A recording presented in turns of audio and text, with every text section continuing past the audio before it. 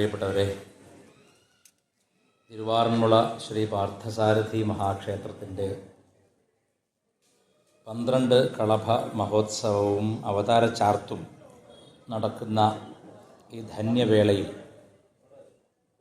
സനാതനധർമ്മ പ്രഭാഷണ പരമ്പരയുടെ ഭാഗമായി എല്ലാ സന്ധ്യയ്ക്കും നടത്തപ്പെടുന്ന ഈ വിചാരയജ്ഞത്തിന് ഭഗവാൻ അവസരം തന്ന ഭാഗ്യവാന്മാരിൽ ഒരാളായി ഞാനും പെട്ടതിൽ അങ്ങേയറ്റത്തെ സന്തോഷവും നന്ദിയും അറിയിക്കുകയാണ്.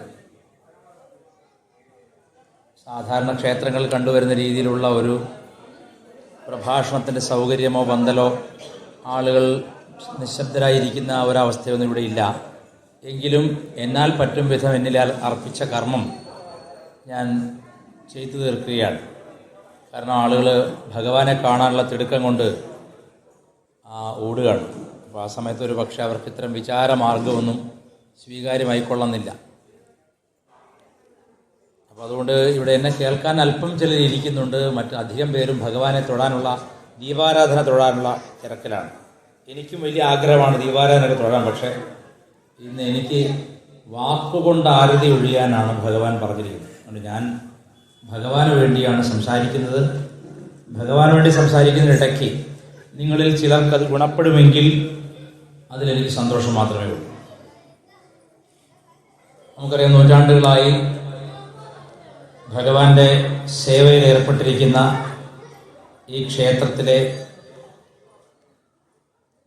ഭക്തന്മാർ, ഉപാസകന്മാർ, ഭഗവാന്റെ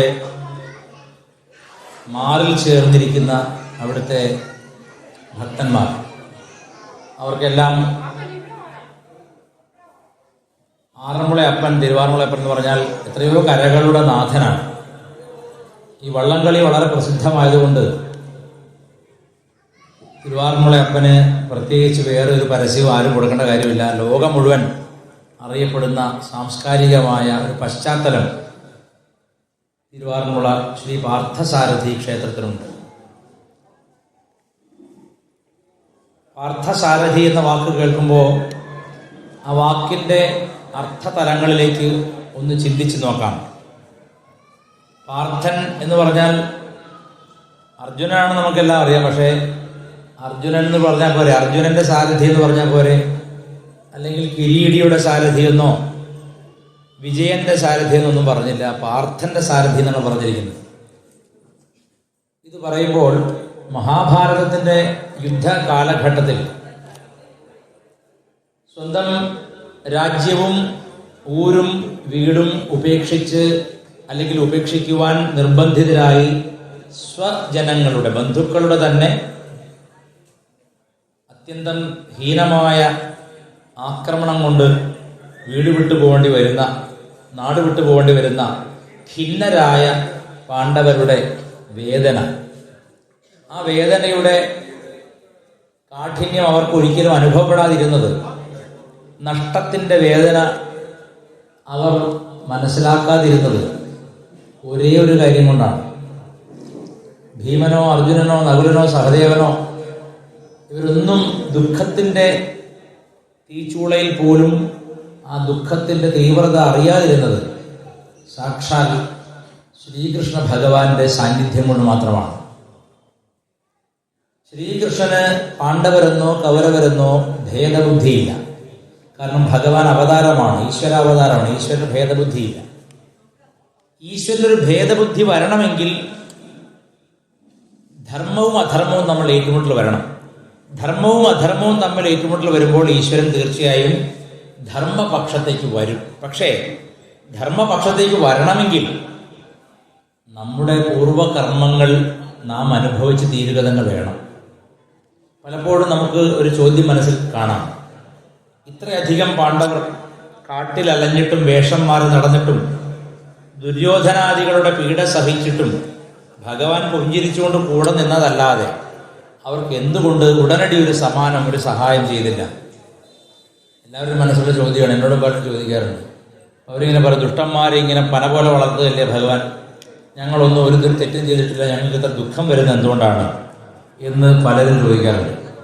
ദുഃഖത്തിന് നിദാനം പൂർവകർമ്മം തന്നെയാണ്. അർജുനാദികൾക്ക് അവരുടെ ജീവിതത്തിലെ ഏറ്റവും വലിയ പരീക്ഷണം, അഗ്നി പരീക്ഷയാണ് വനവാസകാലം. ആ വനവാസകാലത്തിലും ഭഗവാനും സഞ്ജയനുമെല്ലാം പാണ്ഡവാദികളെ കാണുകയും ഉപദേശം നൽകുകയും ആശ്വസിപ്പിക്കുകയും ചെയ്യുന്നുണ്ട്. ഭഗവാന്റെ പരമഭക്തയാണ് ദ്രൗപദി. ദ്രൗപദിക്ക് ദുര്യോധനാദികളിൽ നിന്ന് ഏറ്റ അപമാനം, ആ അപമാനമാണ് സത്യം പറഞ്ഞാൽ ഈ യുദ്ധത്തിന്റെ മൂലകാരണം. യുദ്ധത്തിന്റെ മൂലകാരണം അതാണെന്ന് ചോദിച്ചാൽ അങ്ങനെയും പറയാൻ പറ്റില്ല. ദുര്യോധനാദികളുടെ കൊട്ടാരം സന്ദർശിക്കുന്ന വേളയിൽ, അല്ല, പാണ്ഡവരുടെ കൊട്ടാരം സന്ദർശിക്കുന്ന വേളയിൽ ഈ ദുര്യോധനെ പറ്റി അമളി കണ്ട് ചിരിച്ച പാഞ്ചാലിയുടെ ആ ആസ്ഥാനത്തുള്ള ചിരിയാണ് കാരണമെന്നും പറയുന്നുണ്ട്. ഇനി അതല്ല, അത് ഒഴിവാക്കിയാലും ക്രുദ്ധനായ ദുര്യോധനെ സൃഷ്ടിച്ചത് അധികാരപ്രമത്തതയാണ്. എങ്ങനെയും എല്ലാം എനിക്ക് മാത്രം ആസ്വദിക്കാനും അനുഭവിക്കാനും പിടിച്ചടക്കണമെന്ന് ദുരയാണ്. കിട്ടിയതുകൊണ്ട് തൃപ്തിപ്പെടാതെ ഇനിയും വേണം, ഇനിയും എനിക്ക് ഭൂമി വേണം, സഹോദരങ്ങൾക്ക് കൊടുക്കില്ലെന്ന ചിന്തയാണ്. ഒരാൾ സ്വസഹോദരന്മാരിൽ പോലും സാഹോദര്യം കാണുന്നില്ല. അർജുനനാവട്ടെ ഏറ്റവും സന്നിഗ്ധ ഘട്ടത്തിൽ പോലും സഹോദരങ്ങളെയും അമ്മാവന്മാരെയും ഗുരുക്കന്മാരെയും എല്ലാം കണ്ട് പതറിപ്പോവുകയും ചെയ്യുന്നുണ്ട്. കാരുണ്യം ആരോട് പാടില്ലയോ അവരോട് കാരുണ്യം തോന്നുന്നത് അധർമ്മമാണ്. ശത്രു ദയ അർഹിക്കുന്നില്ല എന്ന് നമ്മുടെ വാസുദേവൻ നായർ എഴുതിയ പോലെ ശത്രു ദയ അർഹിക്കുന്നില്ല. കാരണം ശത്രു ആവുന്നത് അധർമ്മം ചെയ്തുകൊണ്ടായതുകൊണ്ട് ഒരു സ്ത്രീയെ ഭർത്താക്കന്മാരുടെ മുമ്പിൽ വെച്ച് തന്നെ വസ്ത്രാക്ഷേപം ചെയ്യുവാനും ഉപദ്രവിക്കുവാനും പീഡിപ്പിക്കുവാനും ഒക്കെ കാണിക്കുന്ന ആ കൗടില്യം, അത് അധർമ്മത്തിന്റെ അങ്ങേയറ്റമാണ്. നമ്മുടെ രണ്ട് ഇതിഹാസങ്ങൾ മഹാഭാരതവും രാമായണവുമാണ്. ഈ രണ്ട് ഇതിഹാസങ്ങളുടെയും പ്രത്യേകത, ഈ രണ്ടിലും ഘോര യുദ്ധങ്ങൾ വർണ്ണിച്ചിട്ടുണ്ട്. ആ യുദ്ധങ്ങളെല്ലാം ഉണ്ടായത് സ്ത്രീ കാരണമാണ്, സ്ത്രീക്ക് വേണ്ടിയാണ്, സ്ത്രീയെ വീണ്ടെടുക്കുവാനാണ്. അപ്പൊ സ്ത്രീയെ വീണ്ടെടുക്കുവാൻ വേണ്ടി നടത്തിയ രണ്ട് യുദ്ധങ്ങളാണ് രാമായണത്തിലെ രാമരാവണ യുദ്ധവും മഹാഭാരതത്തിലെ പാണ്ഡവ കൗരവ യുദ്ധവും. ഈ രണ്ടിലും ധർമ്മമാണ് ഉരകല്ല്. ധർമ്മത്തിന്റെ ദൃഷ്ടിയിൽ ആരാണ് തെറ്റ്, ധർമ്മത്തിന്റെ ദൃഷ്ടിയിൽ ആരാണ് ശരി, അത്ര മാത്രമേ ഉള്ളൂ. ഭഗവാന്റെ കണ്ണിൽ നിങ്ങൾ ഏത് രാഷ്ട്രീയ പാർട്ടിക്കാരനാണെന്നോ, നിങ്ങൾ ഏത് ജാതിക്കാരനാണെന്നോ, നിങ്ങൾ ഏത് ഊരുകാരനാണെന്നൊന്നും പ്രശ്നമില്ല. ഭഗവാന്റെ കണ്ണിൽ ധർമ്മം അധർമ്മം എന്ന് രണ്ട് തുലാസ് മാത്രമേ ഉള്ളൂ. അതിൽ ധർമ്മത്തിന്റെ തട്ട് താണിരിക്കുന്നെങ്കിൽ ഭഗവാൻ നിങ്ങളുടെ രക്ഷയ്ക്കെത്തും. അധർമ്മമാണ് കൂടിയിരിക്കുന്നെങ്കിൽ ഭഗവാൻ നിങ്ങളെ പരിഗണിക്കുകയില്ല എന്നതാണ് ആത്യന്തികമായി രണ്ട് ഇതിഹാസങ്ങളും നൽകുന്ന സന്ദേശം. ധർമ്മത്തെ അടിസ്ഥാനപ്പെടുത്തി കർമ്മം ചെയ്യാനുള്ള വ്യവസ്ഥിതി ഉണ്ടാക്കിയെടുക്കുക എന്നുള്ള കാലഘട്ടത്തിന് ആവശ്യമായിരുന്നു രാമായണ മഹാഭാരതാദി കൃതികൾ. ഇവിടെ വളരെ ശ്രദ്ധിച്ചോർക്കേണ്ട ഒരു കാര്യം, ഞാൻ നേരത്തെ പറഞ്ഞു, സ്വജനങ്ങളോട് അവർ കടുത്ത അധർമ്മം ചെയ്തിട്ട് പോലും മമതാബുദ്ധിയുള്ളവനായി അർജുനൻ മാറി. അങ്ങനെ തന്റെ ഭാര്യയ്ക്ക് നേരിട്ട അപമാനത്തിൽ ഇത് തന്റെ ഭാര്യയ്ക്കാണല്ലോ നേരിട്ടത്, അവളും എൻ്റെ ആളല്ലേ എന്ന് ചിന്തിക്കാനുള്ള ബോധം ഇല്ലാതെ പോയി. സ്വന്തം ഭാര്യയെ ഇനി ഒരുത്തൻ അവഹേളിക്കുമ്പോൾ അവിടെ നോക്കി നിന്ന് അവർക്ക് വേദനിക്കുമല്ലോ എന്ന് ചിന്തിക്കുന്ന ഒരു തരം രാഷ്ട്രീയ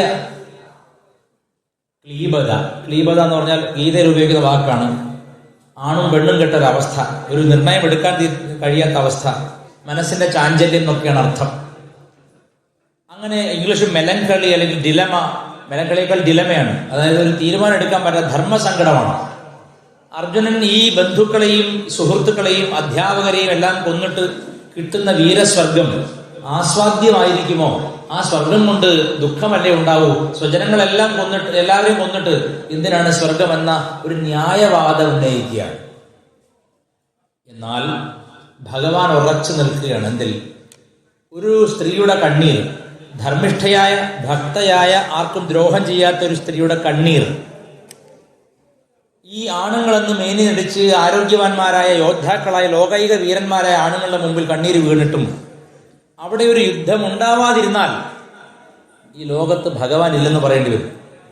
മഹാഭാരത യുദ്ധത്തിൻ്റെ ആ ഒരു പശ്ചാത്തലം എന്ന് പറയുന്നത് ഒരു സ്ത്രീയുടെ, ഭക്തയായ ഒരു സ്ത്രീയുടെ, ധർമ്മിഷ്ഠയായ ഒരു സ്ത്രീയുടെ കണ്ണീരിൽ നിന്നാണെന്ന് പറയേണ്ടി വരും. ഇതേപോലെ തന്നെയാണ് രാമായണത്തിലും ഒരു പതിവ്രതാരത്നമായ സീതാദേവിയുടെ കണ്ണീരിൽ നിന്നാണ് രാവണന്റെ കോട്ടയും രാവണന്റെ കൊട്ടാരങ്ങളും രാവണന്റെ സ്വർണ്ണ നിർമ്മിതമായ വിമാനവുമെല്ലാം അഗ്നിക്കിരയാവുന്നതിൻ്റെ കാരണം ഒരു സ്ത്രീയുടെ കണ്ണീരാണ്. ഒരു സ്ത്രീയുടെ കണ്ണീർ അഗ്നിക്ക് തുല്യമാണെന്ന് കാണിച്ചു തന്ന രണ്ട് ഇതിഹാസങ്ങളാണ് നമുക്കുള്ളത്. നിർഭാഗ്യവശാൽ 40 വയസ്സിനുള്ള താഴെയുള്ള ആർക്കും ഇതിന് താല്പര്യമില്ല എന്നുള്ളതാണ് ഹിന്ദുക്കളുടെ ദുരവസ്ഥ. ഇതര മതങ്ങളിൽ അവർ ശവക്കല്ലറ കൊടുക്കില്ല. അവരുടെ കൃത്യമായ റിലീജിയസ് ആക്ടിവിറ്റീസിൽ, അതായത് മതപരമായ ചടങ്ങുകളിൽ പങ്കുകൊണ്ടില്ലെങ്കിൽ മരിച്ചാൽ അവിടെ അടക്കാൻ സമ്മതിക്കില്ല, വിവാഹം നടക്കില്ല. ഒരുപാട് പ്രശ്നങ്ങളുണ്ട്. ഹിന്ദുക്കൾക്ക് അങ്ങനെ ഒരു നിബന്ധനയും ഇല്ലാത്തതുകൊണ്ട് ഹിന്ദുക്കൾക്ക് ഇതിനൊന്നും വിലയില്ല. എന്നാൽ സായിപ്പന്മാർ കൃത്യമായിട്ട് പഠിക്കും. ജർമ്മനിയിലും അമേരിക്കയിലും ഒക്കെയുള്ള സായിപ്പന്മാർ ഇതിൻ്റെ ധാർമ്മിക മൂല്യം കണ്ടിട്ടും ഇത്തരം സാഹിത്യകൃതികളുടെ സാഹിത്യമൂല്യം കണ്ടിട്ടും നമ്മുടെ രാമായണവും മഹാഭാരതവും വായിക്കുകയും പഠിക്കുകയും അതിൽ ഗവേഷണം ചെയ്യുകയും ഡോക്ടറേറ്റ് കരസ്ഥമാക്കുകയും ചെയ്യുന്നുണ്ട്. നമുക്ക് വിലയില്ലെങ്കിലും. നമ്മളൊരു പഴയ ചൊല്ലില്ലേ, മുറ്റത്തെ മുല്ലയ്ക്ക് മണമില്ല എന്ന് പറഞ്ഞ പോലെയാണ്. അപ്പം ഞാനൊരിക്കൽ തമാശയായിട്ട് പറയും, മുറ്റത്തെ മുല്ല എന്ന് വിളിക്കുന്നതാണ് തെറ്റ്, മുറ്റത്തെ മുല്ലാക്കാന്ന് വിളിച്ചാൽ അതിന് കേരളത്തിൽ വിലയുണ്ടാവും എന്ന് ഞാൻ പറഞ്ഞു.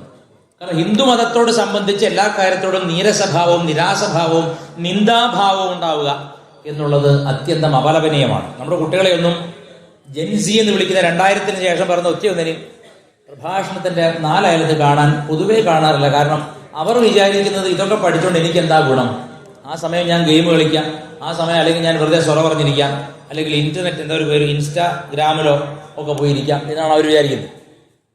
പക്ഷെ അവർ ചിന്തിക്കേണ്ടത് അവർക്കും 40 വയസ്സാകും. 40 വയസ്സ് ഒരു ടേണിംഗ് പോയിന്റാണ്.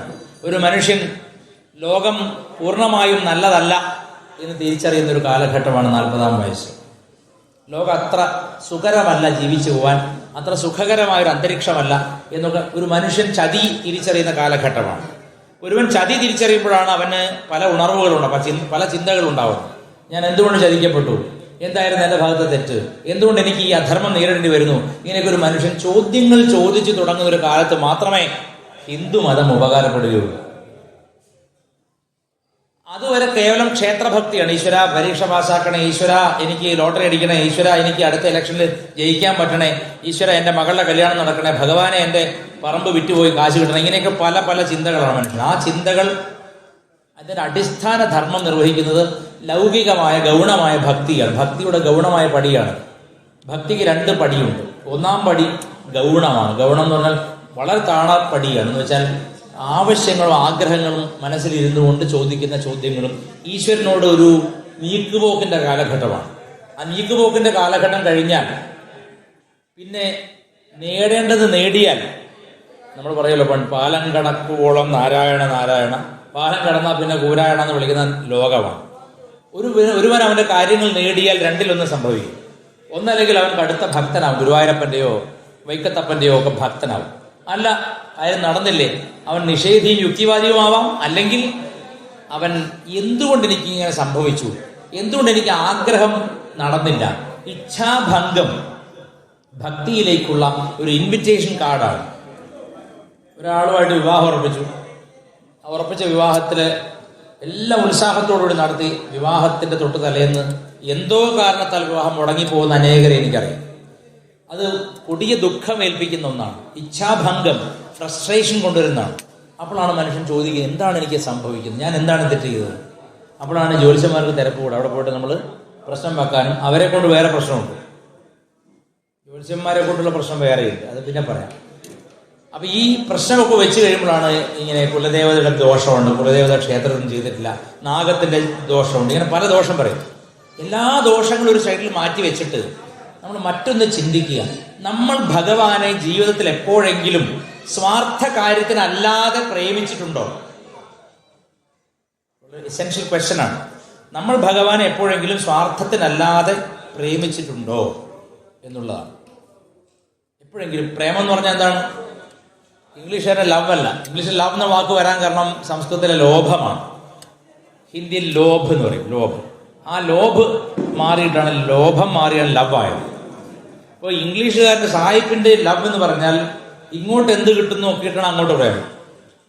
ഇപ്പോൾ കണ്ടില്ല, ഒരു പെൺകുട്ടിയെ ഒരു ചെറുപ്പക്കാരൻ കല്യാണം കഴിച്ചു, 100 ഏക്കർ പറമ്പ് കൊടുത്തു, ഒരു കാറും കൊടുത്തു. അപ്പോൾ ഇവൻ പ്രതീക്ഷിച്ച കാറല്ല കിട്ടിയത്. അപ്പോൾ അവൻ ആ കാറൊന്ന് അപ്ഗ്രേഡ് ചെയ്യണം. അതിനുവേണ്ടി നിരന്തരമായും ഈ പെൺകുട്ടിയെ പലതും പറഞ്ഞ് ഭീഷണിപ്പെടുത്തിക്കൊണ്ടിരുന്നു. അത് മാത്രമല്ല, ആ കുട്ടി ലേശം ബുദ്ധിമാന്തിയുള്ള കുട്ടിയുമാണ്. ഉത്തര എന്നൊരു കുട്ടി അല്ലേ, ഉത്തര പാവം കുട്ടിയാണ്. എൻ്റെ മനസ്സിൽ നിന്ന് വാർത്ത മായില്ല. കൊല്ലം ജില്ലയിലാണെന്നാണ് എൻ്റെ ഓർമ്മ.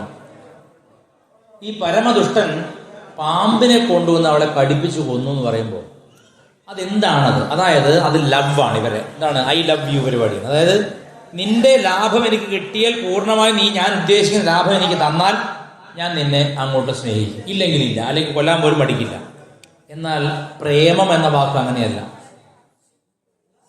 ഒരൊറ്റ മതമുണ്ട് ഉലകിനുയരായി, പ്രേമമതൊന്നല്ലോ എന്നാണ് ഉള്ളൂർ പാടിയത്. ലോകത്തിനെ നയിക്കുന്ന പ്രേമം എന്താണ്? നിസ്വാർത്ഥതയുടെ പര്യായമാണ് പ്രേമം. ഭഗവാനെ ഗുരുവായൂരപ്പ എൻ്റെ മോൻ്റെ കല്യാണം പെട്ടെന്ന് നടത്തി തരണേ എന്ന് പറയുമ്പോൾ നിങ്ങൾക്കൊരു ആവശ്യമുണ്ട്, ആവശ്യം നടക്കാനാണ് ഗുരുവായൂരപ്പൻ എന്ന് വിളിക്കുന്നത്. ഗുരുവായൂരപ്പൻ ചിലപ്പോൾ തമാശയ്ക്ക് നടത്തി തന്നില്ലെങ്കിലോ പിന്നെ ഗുരുവായൂരപ്പൻ്റെ പേര് മാറും, പര്യായങ്ങൾ ഇടാൻ തുടങ്ങി, ഗുരുവായൂരപ്പന് ഒരു ഗുണമില്ലെന്ന് പറയാൻ തുടങ്ങും. അപ്പൊ ഏതൊരു ഭക്തിയിലും സ്വാർത്ഥം ഉൾക്കൊണ്ടിരിക്കുന്നുണ്ട്. നിസ്വാർത്ഥമായി ഭഗവാനെ സേവിക്കാൻ കഴിയുന്നവനാണ് ലോകത്തെ ഏറ്റവും വലിയ ഭാഗ്യവാൻ. അങ്ങനെ ഒരു അവസരം കോടിയിൽ ഒരാൾക്കേ വന്നു ചേരുകയുള്ളൂ. ഒരു കുറൂരമ്മയ്ക്കോ ഒരു പൂന്താനത്തിനോ മാത്രമേ അത് വരൂ. മേൽപ്പത്തൂരിന്റെ ഭക്തി നിങ്ങൾ ചോദിക്കാം.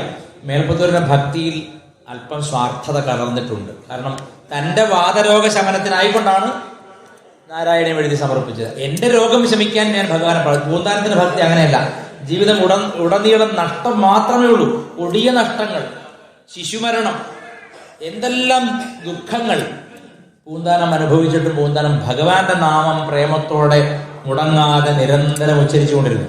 അപ്രകാരമുള്ളൊരു ഭക്തി സിദ്ധിക്കണമെങ്കിൽ കോടി കോടി ജന്മങ്ങളുടെ പുണ്യം വേണമെന്നാണ് പറയുന്നത്. അപ്പൊ ഭഗവാനെ നിങ്ങൾ ജീവിതത്തിൽ എപ്പോഴെങ്കിലും എൻ്റെ സ്വാർത്ഥത്തിനല്ലാതെ ഒരിക്കലെങ്കിലും നാരായണ എന്നോ നമഃശിവായ എന്നോ ഉച്ചരിച്ചിട്ടുണ്ടോ എന്ന് സ്വയം ചോദിക്കണം. നമ്മൾ ക്യൂവിൽ നിൽക്കുന്നുണ്ട്, ദീപാരാധന തൊഴുന്നുണ്ട്, ആവശ്യങ്ങളുടെ കെട്ടഴിക്കാതെ പ്രേമത്തോടെ കൃഷ്ണ ഗുരുവായൂരപ്പാന്നോ ഹരേ രാമ എന്നോ ഓം നമഃശിവായ എന്നോ ജപിച്ചിട്ടുണ്ടോ മനസ്സിൽ എപ്പോഴെങ്കിലും? അങ്ങനെ ഉണ്ടെങ്കിൽ അതിനാണ് ഭഗവാൻ മാർക്കിടുന്നത്. അതിനാണ് നിങ്ങൾക്ക് വേണ്ടുന്ന ചോദിക്കാതെ തന്നെ തരാനുള്ള അനുഗ്രഹം കിട്ടുന്നത്. ഇല്ലെങ്കിൽ നിങ്ങൾ ഭക്തരല്ല. ഒരു കമ്പോളത്തിൽ ചെന്ന് ആവശ്യമുള്ള പച്ചക്കറിയോ മറ്റോ വിലപേശി വാങ്ങുന്ന ഒരു വിലപേശൽ നടക്കുന്നുണ്ട്, സ്വാർത്ഥം നടക്കുന്നുണ്ട്. അതുകൊണ്ട് അത്തരത്തിലുള്ള സ്വാർത്ഥഭക്തിക്ക് ഈട് കുറവാണ്. ആ സ്വാർത്ഥഭക്തിയുടെ പേരാണ് ഗൗണഭക്തി. ഞാൻ പൂന്താനത്തിന്റെ ഭക്തി പറഞ്ഞു, മീരാബായുടെ ഭക്തി, ഹനുമാന്റെ ഭക്തി, ഗോപികമാരുടെ ഭക്തി, ഇതെല്ലാം പരാഭക്തിയാണ്. ഈ പരാഭക്തിയുടെ അവസ്ഥയാണ് ഒരു മനുഷ്യനെ മോക്ഷത്തിലേക്ക് നയിക്കുന്നത്. മോക്ഷം എന്ന് പറഞ്ഞാൽ എന്താണ്? പൂർണ്ണമായും ഈ 6 വൈരികളും ഇല്ലാതായ, ഷഡ്വൈരികളും ഇല്ലാതായി, കാമക്രോധ ലോഭ മോഹ മത മാത്സര്യങ്ങളെല്ലാം ഇല്ലാതായി മനസ്സ് എന്തെന്നില്ലാത്ത പ്രശാന്തി അനുഭവിക്കുന്ന, അവിഛിന്നമായ പ്രശാന്തിയെ നുകരുന്ന അസുലഭമായ അവസ്ഥയാണ് പ്രേമഭക്തി. അത് പരാഭക്തിയാണ്. അത് ചൈതന്യ മഹാപ്രഭുവിനോ രാമകൃഷ്ണ പരമഹംസർക്കോ വിവേകാനന്ദ സ്വാമികൾക്കോ ഒക്കെ അനുഭവവേദ്യമായിട്ടുണ്ടാകാം. നമുക്കൊന്നും അത് സ്വപ്നേവി ചിന്തിക്കാൻ പറ്റും. സ്വപ്നത്തിൽ അഥവാ ഗുരുവായൂർ അമ്പലമറ്റോ എന്ന് കണ്ടാൽ അപ്പം തുടങ്ങും, ഗുരുവായൂരപ്പ എൻ്റെ കല്യാണം നടത്തി തരണേ. അവിടെയും ആവശ്യം ഉന്നയിക്കുക. ഈ സ്ഥാനാർത്ഥികൾ നമ്മുടെ വീട്ടിൽ വരുമ്പോൾ നമ്മുടെ ബന്ധുക്കളെക്കാൾ നന്നായി ചിരിക്കും അല്ലേ? ബന്ധുക്കളൊന്നും ചിരിച്ചോണമെന്നില്ല. സ്ഥാനാർത്ഥികൾ വീട്ടിൽ വരുമ്പോൾ നല്ല പുഞ്ചിരി, പാൽ പുഞ്ചിരിയാണ്, വല്ലാതെ സ്നേഹമാണ്. നമ്മുടെ വീട്ടിൽ സുഖമില്ലാതെ കിടക്കുന്ന ആളെ കണ്ടു കഴിഞ്ഞാൽ തലോടും, ഒരു കുഴപ്പമില്ലാതെ എല്ലാവരും ആലിംഗനം ചെയ്യും, ഒരു കുഴപ്പമില്ല. എന്താണ് അതിൻ്റെ അർത്ഥം? അത് അയാൾക്ക് നമ്മളുള്ള സ്നേഹമാണോ പ്രേമമാണോ? അല്ല, അത് ലോഭമാണ്. അയാൾക്ക് ജയിക്കണം, അതിന് നിങ്ങളുടെ വോട്ട് ആവശ്യമാണ്. അപ്പോൾ അയാൾ പതിവിലും നന്നായിട്ടും മികച്ചതായിട്ട് പെരുമാറാനും സ്നേഹത്തോടെ ചിരിക്കാനും ഒക്കെ നോക്കും. അപ്പൊ ഈ കാപട്യം നിറഞ്ഞ ലോകത്തിലെ വോട്ട് അഭ്യർത്ഥിക്കുന്ന ഒരു സ്ഥാനാർത്ഥിയുടെ സ്ഥാനമാണ് മഹാക്ഷേത്രങ്ങളിലെ ഭക്തന്മാർക്കുള്ളത്. അവർ ചെല്ലുന്നു, ആവശ്യം അറിയിക്കുന്നു, കൃഷ്ണാന്ന് സ്നേഹത്തോടെ വിളിക്കുന്നു. ഇതിൽ നമ്മൾ വീണുപോയി വോട്ട് ചെയ്താലും കൃഷ്ണൻ വോട്ട് ചെയ്യില്ല. കാരണം ശ്രീകൃഷ്ണൻ സർവജ്ഞനാണ്, ഈശ്വരാവതാരമാണ്. അതുകൊണ്ട് നമ്മുടെ ഉള്ളിലെ ഇംഗിതം ഭഗവാൻ അറിയാം. എന്ത് നമ്മൾ ചെയ്യണം? നമ്മൾ ചെയ്യേണ്ടത് ദിവസേന ഒരല്പസമയം ഒന്നിനും വേണ്ടിയല്ലാതെ, ഒരാവശ്യമില്ലാതെ തന്നെ നാമം ജപിക്കാൻ മാറ്റിവെക്കണം. അതിനാണ് മാർക്ക്. മറ്റൊക്കെ ചുമ്മാതാണ്. മറ്റൊക്കെ ഭഗവാൻ അറിയാമോ? പിന്നീട് നിന്നെ എനിക്ക് നന്നായിട്ട് അറിയാമല്ലോ, നിന്റെ ചിരിയൊക്കെ എനിക്ക് മനസ്സിലായത് ഭഗവാൻ അറിയാം. അതുകൊണ്ട് ആവശ്യങ്ങൾ ഉന്നയിക്കുമ്പോൾ ഉടനെ അത് നടത്തിത്തരാൻ നമ്മൾ ഓർഡറിലെയോ നമ്മുടെ വീട്ടിൽ വളർത്തുന്ന നായൊന്നും അല്ലല്ലോ. നമ്മൾ ഭഗവാൻ സർവജ്ഞനാണ്, എല്ലാം അറിയുന്നവനാണ്. അപ്പം നമ്മൾ ഭഗവാന് വേണ്ടി 1 മണിക്കൂറെങ്കിലും ദിവസവും നിസ്വാർത്ഥമായി നാമം ജപിക്കുന്നവരുണ്ടെങ്കിൽ, ലളിതാ സഹസ്രനാമമോ വിഷ്ണു സഹസ്രനാമമോ സുന്ദരകാന്ഡമോ, ഇനി ഇതൊന്നുമില്ല പഴയ ജ്ഞാനപ്പാനയോ ഹരിനാമ കീർത്തനമോ, ഇനി ഇതൊന്നും ചൊല്ലാൻ അറിയില്ലേ? പണ്ട് നമ്മൾ ഹരേ രാമ രാമ രാമ ഹരേ ഹരേ, ഹരേ കൃഷ്ണ കൃഷ്ണ കൃഷ്ണ ഹരേ ഹരേ, ഓം നമ ശിവായ നമ ശിവായ നമ ശിവായ, ഇങ്ങനെയും ജപിക്കാം. നിസ്വാർത്ഥമായി ഭഗവാന് വേണ്ടി 1 മണിക്കൂറെങ്കിലും ചെലവിടാത്ത ഹിന്ദു റേഷൻ കാർഡ് ഹിന്ദുവാണ്, SSLC ബുക്കിലെ ഹിന്ദുവാണ്. അവനെ കൊണ്ട് യാതൊരു ഗുണവും ഈ ധർമ്മത്തിനില്ല. നിസ്വാർത്ഥമായി ഭഗവാനെ വിളിക്കുന്നവളായിരുന്നു പാഞ്ചാലി, ദ്രൗപദി. നിസ്വാർത്ഥമായി കൃഷ്ണ എന്ന് വിളിച്ചപ്പോൾ ഭഗവാൻ അവൾക്ക് ചേല കൊടുത്തു അനുഗ്രഹിച്ചു. അതിനൊരു പൂർവ്വകഥയുണ്ട്, അതിവിടെ വിശദീകരിക്കുന്നില്ല. ഭഗവാൻ ഒരു കീറി തുണി കൊടുത്താൽ ഒരു പോത്തീസ് ടെക്സ്റ്റൈൽസ് തുണി മുഴുവൻ ഭഗവാൻ തരും. പറഞ്ഞ മനസ്സിലായോ? ഭഗവാന് വേണ്ടി എന്തെങ്കിലും ഭക്തിയോടെ നിസ്വാർത്ഥതയോടെ കൊടുത്താൽ അതിൻ്റെ 10,000 ഇരട്ടി തരാൻ ഭഗവാൻ അറിയാം. എന്തുകൊണ്ട് പെട്ടെന്ന് നടക്കുന്നില്ല? കർമ്മവിപാകം എന്ന് പറയും. കർമ്മവിപാകം. നിങ്ങൾ ചെയ്യുന്ന നല്ല കർമ്മങ്ങളുടെ ഫലം നിങ്ങൾ അനുഭവിക്കണമെങ്കിൽ അതിനു മുമ്പ് നിങ്ങൾ ചെയ്തു വെച്ചിരിക്കുന്ന ഘോര ദുഷ്ടകർമ്മങ്ങളുടെ ഫലം പോകണ്ടേ? അതൊക്കെ മാറുമ്പോഴേ നല്ല ഫലങ്ങൾ വന്നു തുടങ്ങുള്ളൂ. അത് ജ്യോത്സ്യനെ കുറ്റം പറഞ്ഞിട്ടും കാര്യമില്ല, ഗുരുവായൂരപ്പനെ കുറ്റം പറഞ്ഞിട്ടും കാര്യമില്ല. എൻ്റെ ഓർമ്മ ശരിയാണെങ്കിൽ ഏതാനും വർഷം മുമ്പ് ഇവിടെ അടുത്ത് എവിടെ ഒരു പെൺകുട്ടി ഹോമിയോപ്പതി പഠിക്കുന്ന പെൺകുട്ടിയാണ്. അവളുടെ അച്ഛനോടും അമ്മയോടും ചോദിച്ചു, ഈ വൈക്കത്തപ്പനെയൊക്കെ ഇപ്പോൾ തൊഴുതിൽ നമുക്ക് എന്ത് കിട്ടിയെന്ന്. ഒരു പെൺകുട്ടി, അഖില എന്ന് വെച്ചാണ് അവളുടെ പേര്. അവള് ഹോസ്റ്റലിൽ ചേർന്ന് ഹോമിയോപ്പതി പഠിക്കാൻ നേരത്താണ് അവൾ ഈ ചോദ്യം ചോദിക്കുന്നത്. അപ്പോൾ അവളുടെ അമ്മ പറഞ്ഞു, എടേ വൈക്കത്തപ്പനല്ലേ നമുക്കെല്ലാം തന്നതെന്ന് ചോദിച്ചു. അതൊക്കെ വെറും കല്ലാണെന്ന് പറഞ്ഞു. അങ്ങനെ അധികം വൈകാതെ ഒരു 3 മാസത്തിനുള്ളിൽ തന്നെ ഈ പെൺകുട്ടി പോയിട്ട് വേറൊരു മുസ്ലിം പയ്യനെ കല്യാണം കഴിച്ച് മതം മാറി പേരൊക്കെ മാറ്റി. കാരണം വൈക്കത്തപ്പനെ കൊണ്ടൊരു ഗുണമില്ലല്ലോ, അങ്ങ് പോയി. ഇപ്പൊ ആ കുട്ടി എവിടെ ഞാൻ അന്വേഷിച്ചപ്പോൾ ആ കുട്ടി ഇപ്പോ ആ പയ്യനെ കാണാതായിട്ട് ഏതാണ്ട് 1 വർഷമായി. അവളിപ്പോ ഏതോ അവർ നടത്തുന്ന അനാഥാലയത്തിൽ താമസിക്കുകയാണ്. അവൾ 1, 2, 3 പ്രസവിക്കുകയും ചെയ്തു എന്നാണ് ഞാൻ അറിയുന്നത്. വൈക്കത്തപ്പന ഏതായാലും ഈ സിദ്ധിയൊന്നുമില്ല. വീട്ടിൽ കിടന്നിറങ്ങുന്ന പെൺപിള്ളേരെ പിടിച്ച് പ്രസവിപ്പിക്കാനൊന്നും പറ്റത്തില്ല. അപ്പൊ ഞാൻ പറഞ്ഞതിനർത്ഥം, നമ്മുടെ മതത്തിന്റെ ന്യൂനത എന്നോണം പലരും പറഞ്ഞു വരുത്തുന്ന പല കാര്യങ്ങളും പണ്ട് മുതല കുരങ്ങനോട് പറഞ്ഞ കാര്യങ്ങളാണ്.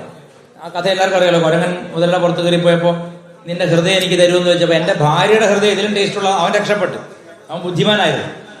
അവൻ മതം പഠിച്ച ഹിന്ദുവാണ്. അല്ലാത്ത ഹിന്ദുവാണ് ചങ്ക് കൊടുത്തേനെ. ഇപ്പൊ മുതലകൾ നമ്മളെ സ്തുതിക്കാൻ തുടങ്ങുമ്പോൾ, മുതലകൾ സ്നേഹം നടിക്കുമ്പോൾ, അത് സ്നേഹിക്കാനല്ല കൊല്ലാനാണെന്ന വിവേകം നമ്മുടെ കുട്ടികൾക്ക് ഉണ്ടാവുന്നില്ല. കാരണം ഇങ്ങനത്തെ പ്രഭാഷണം അവർ അറ്റൻഡ് ചെയ്യില്ല. അപ്പൊ ഞാൻ പറഞ്ഞത് ദ്രൗപദിയുടെ ഭക്തിയെ പറ്റിയാണ്. ദ്രൗപദിക്ക് ഒരു വിഷമമുണ്ടായി, ഒരു പീഡന ശ്രമം.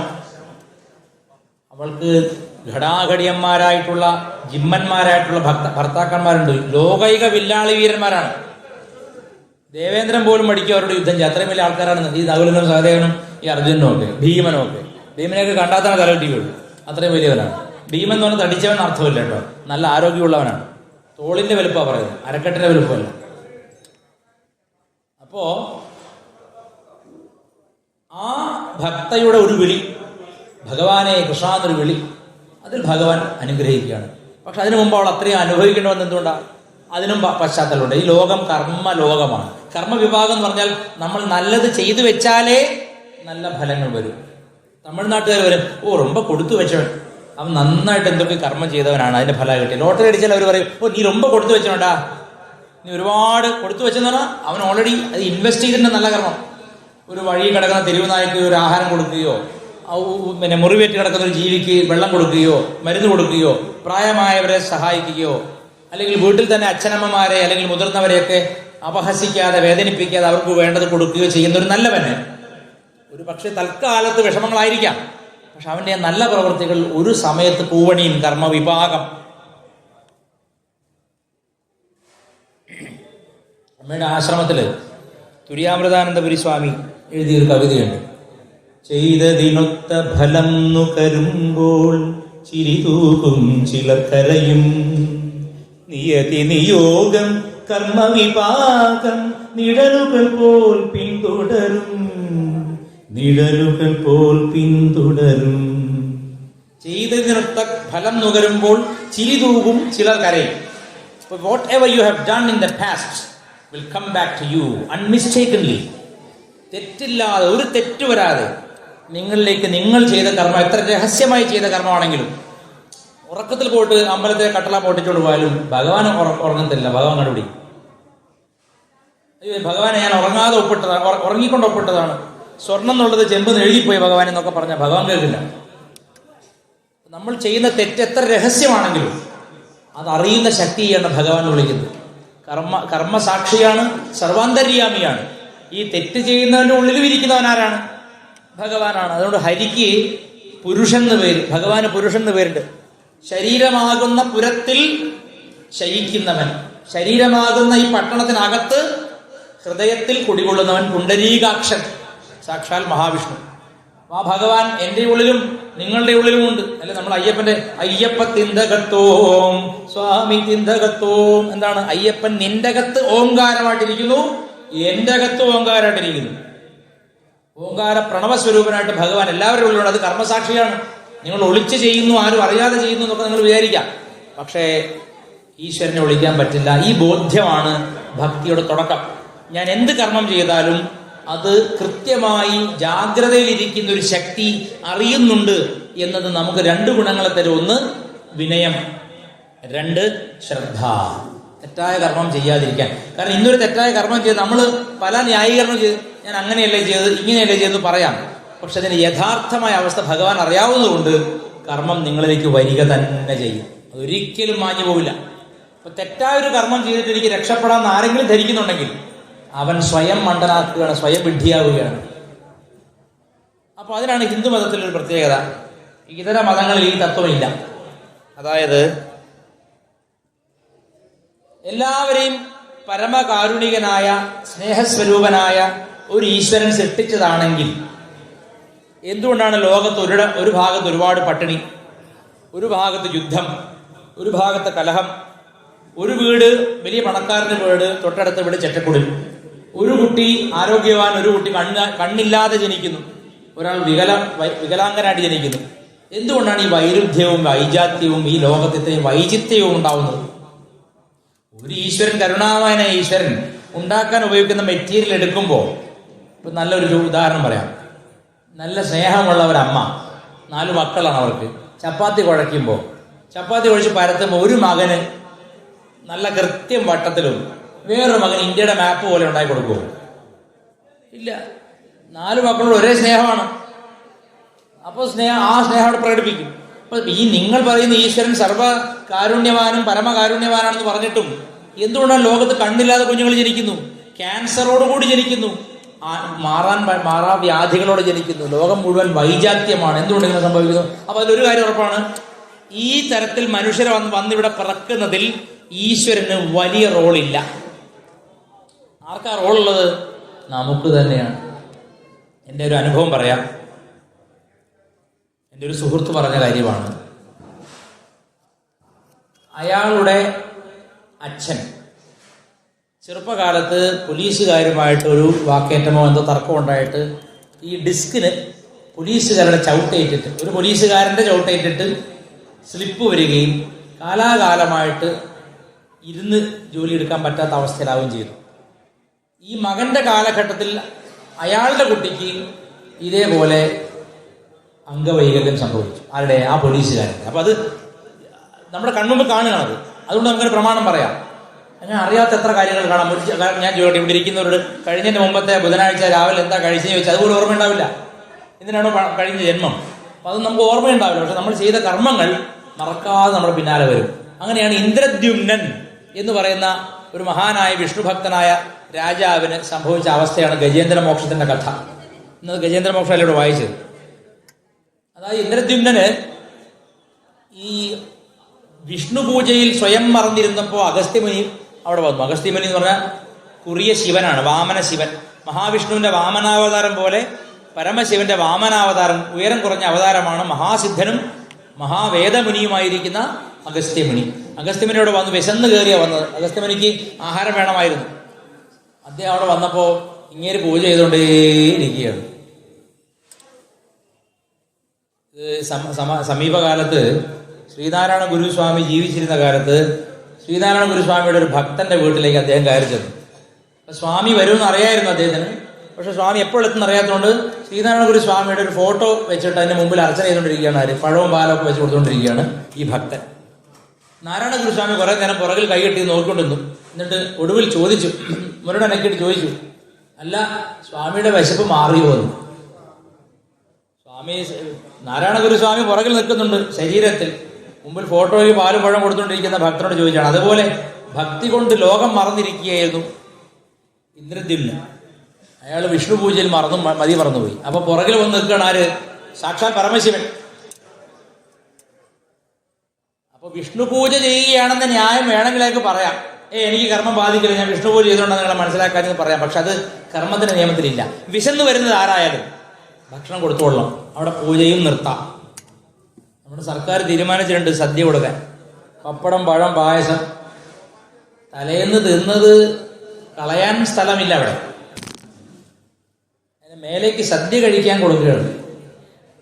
ഭക്തന്മാര് തമിഴ്നാട്ടിൽ നിന്നും കാസർഗോഡ് നിന്നൊക്കെ ഒരു നേരം മര്യാദയ്ക്ക് കൃത്യമായിട്ട് മൂത്രമൊഴിക്കാൻ പോലും ഇല്ലാതെ ഭഗവാനെ അയ്യപ്പാന്ന് പറഞ്ഞ് വരുമ്പോൾ അവർക്ക് വേണ്ടത് നല്ല കക്കൂസുകൾ, വൃത്തിയുള്ള കക്കൂസുകൾ, വിരിവെക്കാൻ നല്ല ഇടങ്ങൾ ഒക്കെയാണ്.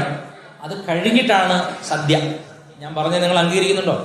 ഞാൻ ശബരിമലയ്ക്ക് പോകുന്ന ആളാണ്, മാലയിട്ട ആളാണ്, ഇപ്പോൾ സ്വാമിയാണ്. അപ്പോൾ ആദ്യം ചെയ്യേണ്ട അതാണ്. പക്ഷെ കേൾക്കും ഒരു സുഖം. പത്രത്തിൽ വായിക്കുമ്പോൾ പപ്പടവും പഴവും പായസവും കൊടുക്കും. കേൾക്കുമ്പോൾ ആഹാ, ഇതിലും നല്ല കാര്യം എന്താ ചെയ്യാനുള്ള ചിന്തിച്ചു. പക്ഷെ അത് ശരിയല്ല, അതല്ല ആദ്യം വേണ്ടതെന്നാണ് എൻ്റെ അഭിപ്രായം. ഇതൊക്കെ ഒരു കണ്ണിൽ പൊടിയിടലാണെന്നൊരു തോന്നലും ഇല്ലായില്ല. കാരണം ഞാനൊക്കെ മുമ്പ് പോകുന്ന കാലത്ത് ഞങ്ങൾ കുടുംബത്തോടെ ഒന്നായിട്ടാണ് പോകുന്നത്. ഒത്തിരി പേര് ഒരുമിച്ചാണ്, ട്രാവലറിലാണ് പോകുന്നത്. ഞങ്ങൾ അന്ന് ഗംഭീരമായിട്ട് തൊഴുതിട്ട് നെയ്യഭിഷേകമൊക്കെ കണ്ടിട്ട് നല്ല അസലായിട്ട് അയ്യപ്പ സേവാ സംഘക്കാർ കൊടുക്കുന്ന ആഹാരം, മൃഷ്ടാന്നം കഴിച്ചിട്ടാണ് വന്നിരുന്നത്. അപ്പോൾ സർക്കാർ ആദ്യം അവിടെ നിന്ന് അടിച്ചു പുറത്താക്കി അയ്യപ്പ സേവാ സംഘക്കാരെയാണ്. അവർ പോയി.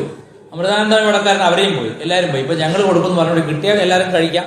പക്ഷെ സദ്യ, ശബരിമല സദ്യ കഴിക്കുന്നതിനേക്കാൾ പ്രധാനമാണ് അവിടെ മെനഞ്ഞാന്ന് ഇന്നലെയൊക്കെ കഴിച്ച ആഹാരം ഒന്നും കൊണ്ടുപോയിട്ട് ഭദ്രമായിട്ട് കളയാൻ പറ്റുന്ന ഒരു സ്ഥലം ഉണ്ടാക്കി തരണം എന്നാണ്. ഇവിടെയും ദേവസ്വം ബോർഡുകാർ കാണുമല്ലോ, അവരോടുകൂടി പറയാം. ഞങ്ങൾ ഭക്തന്മാരുടെ ഒരു പ്രാർത്ഥനയാണ്.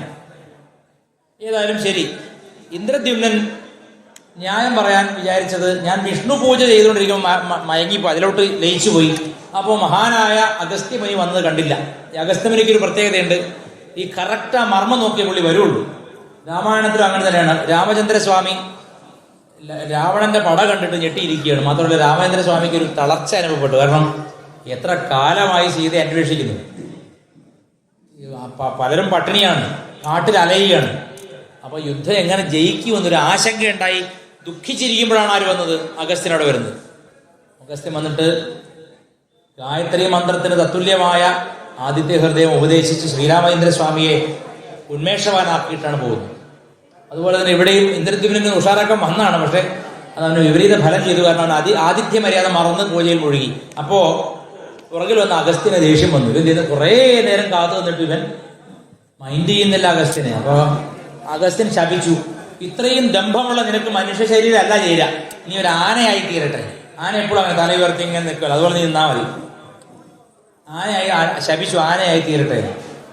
ശാപം ഫലിക്കുക തന്നെ. ഈ മുനിമാരുടെ വാക്കുകൾ പ്രത്യേകിച്ചും അത് ഏകാഗ്രതമമായ അവസ്ഥയിൽ മന്ത്രങ്ങളെ കണ്ടെത്തിയ, പ്രപഞ്ചത്തിലുള്ള ഈശ്വര തത്വത്തെ കണ്ടെത്തിയ മഹാന്മാരാണ് ഋഷിമാർ. ഋഷി എന്ന് പറഞ്ഞാൽ മന്ത്രങ്ങളെ ദർശിച്ചവരാണ്. മനസ്സിന്റെ ഏകാഗ്രതമമായ അവസ്ഥയിൽ മന്ത്രങ്ങളെ ദർശിക്കുകയും ലോകത്തിന് മന്ത്രം കൊടുക്കുകയും ചെയ്തിട്ടുള്ള മഹാപുരുഷന്മാരാണ് ലോകത്തെ രക്ഷിക്കാൻ വേണ്ടി. അപ്പൊ അങ്ങനെ നിസ്വാർത്ഥമതികളായ ഋഷിമാർ അവിടെ വന്ന് നിൽക്കുമ്പോൾ ഇവന് തിരിഞ്ഞു നോക്കാൻ പോലും തോന്നിയില്ല എന്നുള്ള ഒരു അപകടം, അതിൻ്റെ ഫലമായിട്ട് ആനയായിട്ട് ജന്മം കിട്ടുകയാണ്. കേരളത്തിലെ അമ്പലങ്ങളിലെ ആനയായിരുന്നെങ്കിൽ ഇതിനപ്പുറമായുള്ള അനുഭവിച്ചാണ്. ഭാഗ്യത്തിന് ഏതോ നല്ല അടിപൊളിയായിട്ട് പെണ്ണും കെട്ടി ഇഷ്ടംപോലെ വനിതാ ആനകൾ, പിടിയാനകൾ ഉള്ള നല്ല രസമുള്ള സ്ഥലത്തായി. കാരണം വിഷ്ണു പൂജ ചെയ്തതിന്റെ പുണ്യവും കിട്ടണം, ശിവനെ നിന്ദിച്ചതിന്റെ പാപവും കിട്ടണം, രണ്ടും ഒരുമിച്ച് കിട്ടി. എനിക്കൊന്ന് മിക്കവാറും ഇപ്പൊ ഇന്നത്തെ കാലത്തെ ഭാഗവത ആചാര്യന്മാരൊക്കെ ആനകളാവാൻ സാധ്യതയുണ്ട്. അത് ഗുരുവായൂർ തന്നെ. കാരണം അവരൊരുപാട് ശിവനിന്ദ അവരുടെ ഭാഗവത പ്രഭാഷണങ്ങൾ ചെയ്യാറുണ്ട്, ഞാൻ കേട്ടിട്ടുണ്ട്. ഏതായാലും ശരി, ഗുരുവായൂരൊക്കെ ആ ആനക്കൊട്ടിലിട്ട് അടിക്കുന്ന അടി ഞാൻ വീഡിയോ പോസ്റ്റ് ചെയ്തിട്ടുണ്ട് ഫേസ്ബുക്കിൽ. അതിക്രൂരമായിട്ടാണ്, മനുഷ്യനങ്ങനെ ചെയ്യാൻ പറ്റില്ല. അങ്ങനെ ഒരു ജന്മം കിട്ടാതിരിക്കട്ടെ ആർക്കും ഞാൻ പ്രാർത്ഥിക്കുകയാണ്. നമ്മളപ്പം തിരുവാറൂർ അപ്പോൾ തന്നെ പ്രാർത്ഥിക്കുകയാണ്. അപ്പോൾ അവൻ ആനയായി തീർന്നപ്പോൾ അവൻ്റെ കൂടെ ഇഷ്ടംപോലെ നല്ല പിടിയാനകളും മതിച്ച് രസിച്ച് കാട്ടിൽ ഉല്ലസിച്ച് നടക്കുകയായിരുന്നു. അപ്പോൾ വേനൽക്കാലം വന്നു. എനിക്കൊന്ന് മിക്കവാറും പാലക്കാടായിരിക്കും സ്ഥലം. വേനൽക്കാലം വന്നപ്പോൾ വെള്ളം മുഴുവൻ പറ്റിപ്പോയി. ഭയങ്കരമായ ഉഷ്ണവും രൂക്ഷമായ വരൾച്ചയും. അപ്പോൾ ഇവൻ കാടിറങ്ങി ആന വരുന്നത് എന്തിനാണെന്ന് നിങ്ങൾക്കറിയാമോ? അവർ വെള്ളത്തിനും ആഹാരത്തിനും വരുന്നത് നമ്മളെപ്പോലെ തന്നെ. ക്ഷാമം വരുമ്പോൾ ഏതൊരു ജീവിയും അന്വേഷിച്ചു പോകും. ആനയെ കണ്ടാൽ അപ്പ ഹാലിളകുന്ന ഇവിടുത്തെ ക്രിസ്ത്യാനികൾക്കാണ്, റബ്ബർ കൃഷിക്കാർക്ക്. കാരണം അവർ കാട് അനധികൃതമായി കയ്യേറി റബ്ബർ കൃഷി ചെയ്തപ്പോൾ കാടിനകത്ത് ചൂട് അസഹ്യമായി. റബ്ബർ കൃഷിയുടെ പ്രത്യേകത, റബ്ബർ കൃഷി ചെയ്താൽ ചുറ്റുവട്ടത്തുള്ള വെള്ളം മുഴുവൻ വലിച്ചെടുക്കും. ആ ഭൂമി ഊഷര ഭൂമിയാക്കി മാറ്റും. ആനകൾക്കോ വന്യജീവികൾക്കോ അവിടെ ജീവിക്കാൻ പറ്റില്ല.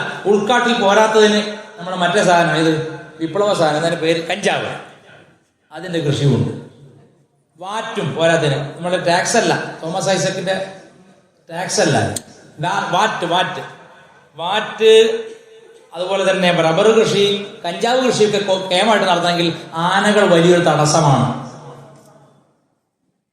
അപ്പൊ അതിനനുസരിച്ച് നല്ല ക്ഷേമുഷിയും സംഘടനാബലവും ആൾബലവുമുള്ള മതങ്ങൾ പറഞ്ഞാൽ ഏത് സർക്കാരും മുട്ടിലഴിയും. അങ്ങനെയാണ് ആനകളോട് ഇത്ര സ്പർദ്ധ കേരളത്തിൽ വളർത്താൻ കാരണം. ഇതൊന്നും അറിയാത്ത കുറെ കഴുതകൾ കമന്റ് ഇടാറുണ്ട്, അത് വേറെ വിഷയം. എങ്കിലും ഞാൻ പറഞ്ഞത്, ഇങ്ങനെ ഈ കലിയുഗത്തിൽ ആനയായി ജനിച്ചാലുള്ള കാര്യം പറയണ്ട, ചിന്തിക്കാൻ പറ്റില്ല. ഭാഗ്യത്തിന് ഇവൻ കലിയിലല്ല ജനിച്ചത്. അതുകൊണ്ട് ഇവൻ സുഖമായിട്ട് കുറെ കാലം എല്ലായ്പ്പോഴും ഉള്ള പോലെ വരൾച്ച വന്നപ്പോൾ വെള്ളം കുറഞ്ഞു കാട്ടിനകത്ത്. അപ്പോൾ എന്ത് ചെയ്തു? വെള്ളം തിരഞ്ഞിട്ട് ഒരു കാട്ടു തടാകത്തിലേക്ക് ഇറങ്ങിയപ്പോൾ അവിടെ മുമ്പൊരു ശാപം കൊണ്ട് ഒരാൾ വെയിറ്റ് ചെയ്ത് നിൽക്കുന്നുണ്ട്. ഒരു ഗന്ധർവൻ, മുനിയുടെ ഇന്ദ്രന്റെ ശാപം കൊണ്ടാണ് തോന്നുന്നത്. അവനവിടെ ഒരു മുതലയായിട്ട് ഇങ്ങനെ കിടക്കുകയാണ്. മുതലായിട്ട് ഇങ്ങനെ നമ്മുടെ പോലീസുകാർ നിൽക്കില്ലേ, മാർച്ച് മാസത്തിൽ പോലീസുകാർ നിൽക്കുന്ന പോലെ നിൽക്കുകയാണ്. ആര്? മുതല. ആരെങ്കിലും വന്നാൽ പിടിക്കാച്ചിട്ട് ഇങ്ങനെ അവർ മാറി നിൽക്കും. ശ്രദ്ധിച്ചിട്ടുണ്ടോ? MVD-ക്കാരും മറ്റേ പോലീസുകാരും ഒക്കെ പെറ്റിയടിക്കാൻ വേണ്ടി നിൽക്കും. ഈ സ്കൂട്ടറുകാരെ പിടി, എന്താണ് ഹെൽമെറ്റ് ഇടാത്ത എന്ന് പറയും. അതുപോലെ മറഞ്ഞു ഒതുങ്ങിയ വെള്ളത്തിൽ ഒതുങ്ങി കിടക്കുകയാണ് ആര്? നമ്മുടെ മുതല. ഒരു ഗന്ധർവനാണ്. അവന് ശാപം കിട്ടിയ രൂപം മാറിയത്. ശാപം കിട്ടുമ്പോഴാണ് ഷേപ്പ് മാറുന്നത്. അപ്പോ ഇവൻ അവിടത്തേക്ക് ഇറങ്ങി.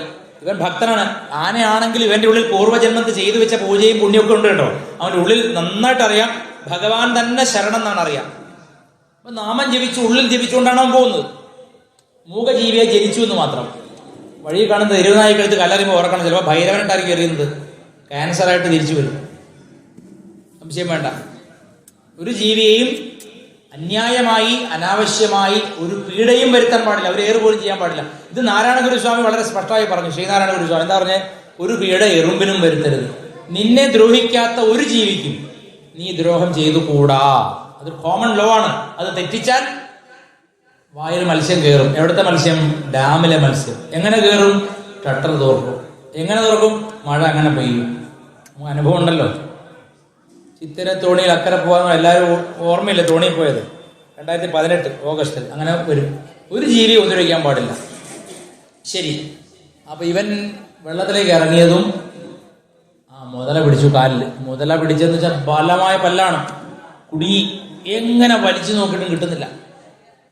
ചില ഭരണം പോലെ മാറില്ലത്. അത് നമ്മളെ കൊന്നിട്ടേ പോകുള്ള കടിച്ചു പിടിക്കും.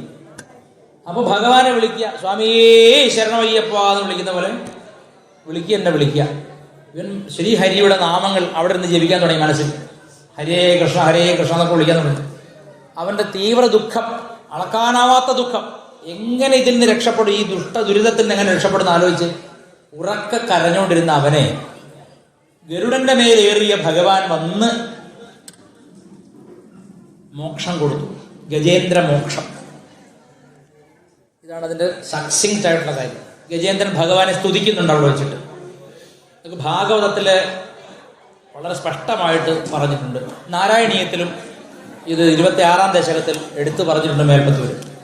ഇതിന്റെ സക്സിങ്ക്റ്റ് ഐഡിയ എന്താണെന്ന് വെച്ചാൽ, നമ്മൾ ചെയ്യുന്ന അറിഞ്ഞോ അറിയാതെയോ ഉള്ള എല്ലാ കർമ്മങ്ങളും, ചിന്തകൾ പോലും ഈശ്വരൻ, പ്രകൃതി റെക്കോർഡ് ചെയ്യുന്നുണ്ട്. അതിനനുസരിച്ചാണ് അടുത്ത ജന്മം വരിക. ഈ ഒരു അടുത്ത ജന്മം ഒരു തിയറി ഹിന്ദുമതത്തിൻ്റെതാണ്, കർമ്മഫല സിദ്ധാന്തം. അപ്പൊ എന്തുകൊണ്ട് ഒരു കുട്ടി അന്ധനായി ജനിക്കുന്നു? പരമകാരുണികനായ ഒരു ഈശ്വരനാണ് അവനെ ഉണ്ടാക്കിയതെങ്കിൽ ഒരിക്കലും ഒരു കുഞ്ഞിനെ അന്ധനായി ഭൂമിയിലേക്ക് തള്ളിവിടില്ല. വിടുവോ? വിടില്ല. വികലാംഗനായി വിടുമോ? ഇല്ല. ക്യാൻസർ പോലെ അസുഖം കൊടുത്തു വിടുമോ? ഇല്ല. എന്തുകൊണ്ട് ഇത് വരുന്നു? നാം തന്നെ ചെയ്തു വെച്ച് വിതച്ചു വെച്ച വിത്തുകളെല്ലാം മുളച്ചു പൊന്നുകയാണ്. അതാണ് നേരത്തെ പാടിയത്. ചെയ്തതിനൊത്ത ഫലം നുകരുമ്പോൾ ചിരിതൂകും ചിലർ കരയും. ചെയ്ത ഫലം കർമ്മം അനുസരിച്ചിട്ട് ചിലർക്ക് ലോട്ടറി അടിക്കും, വീട് കിട്ടും, നല്ല കല്യാണം നടക്കും, ഹാഹാ ചിരിക്കാം. ചിലർക്ക് നേരെ വിപരീതമെല്ലാം നടക്കും. അപ്പൊ ഈ കർമ്മഫലം എന്നതാണ് ഈ ലോകം മുഴുവൻ. കർമ്മത്തിൽ നിന്ന് കമ്മ്യൂണിസ്റ്റുകാരന് ഒഴിവല്ല, BJP-കാരന് ഒഴിവല്ല, കോൺഗ്രസ്സുകാരന് ഒഴിവല്ല, ലീഗുകാരനും SDP-കാരനും ഇന്ത്യയിലെ എല്ലാ പാർട്ടിക്കാരും ബാധകമാണ്. എല്ലാവരും. ഇനി പാർട്ടിയൊന്നും ഇല്ലാത്തവരും അതിൽ ബന്ധമുണ്ട്. കർമ്മഫലം രാഷ്ട്രീയം നോക്കിയോ ജാതി നോക്കിയോ വർണ്ണം നോക്കിയോ അല്ല വരുന്നത്. ബ്രാഹ്മണ ഗൃഹങ്ങളിൽ മന്ദബുദ്ധികളായ കുട്ടികൾ ജനിക്കുന്നില്ലേ? ഉണ്ട്. പറയന്റെ വീട്ടിലും ജനിക്കുന്നില്ലേ? ഉണ്ട്. അതിന്റെ അർത്ഥം എന്താണ്? കർമ്മം മാത്രമേ ഭഗവാൻ നോക്കുന്നുള്ളൂ. നിന്റെ ജാതി, നീ ബ്രാഹ്മണനല്ലേ, അപ്പൊ നിന്റെ വീട്ടിൽ മാത്രം ഒരു കുഴപ്പമുണ്ടാവണ്ട എന്ന് ഒരു ഭഗവാൻ വിചാരിക്കില്ല.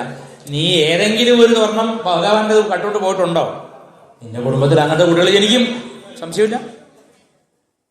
അല്ലെങ്കിൽ അസുഖങ്ങൾ വരും.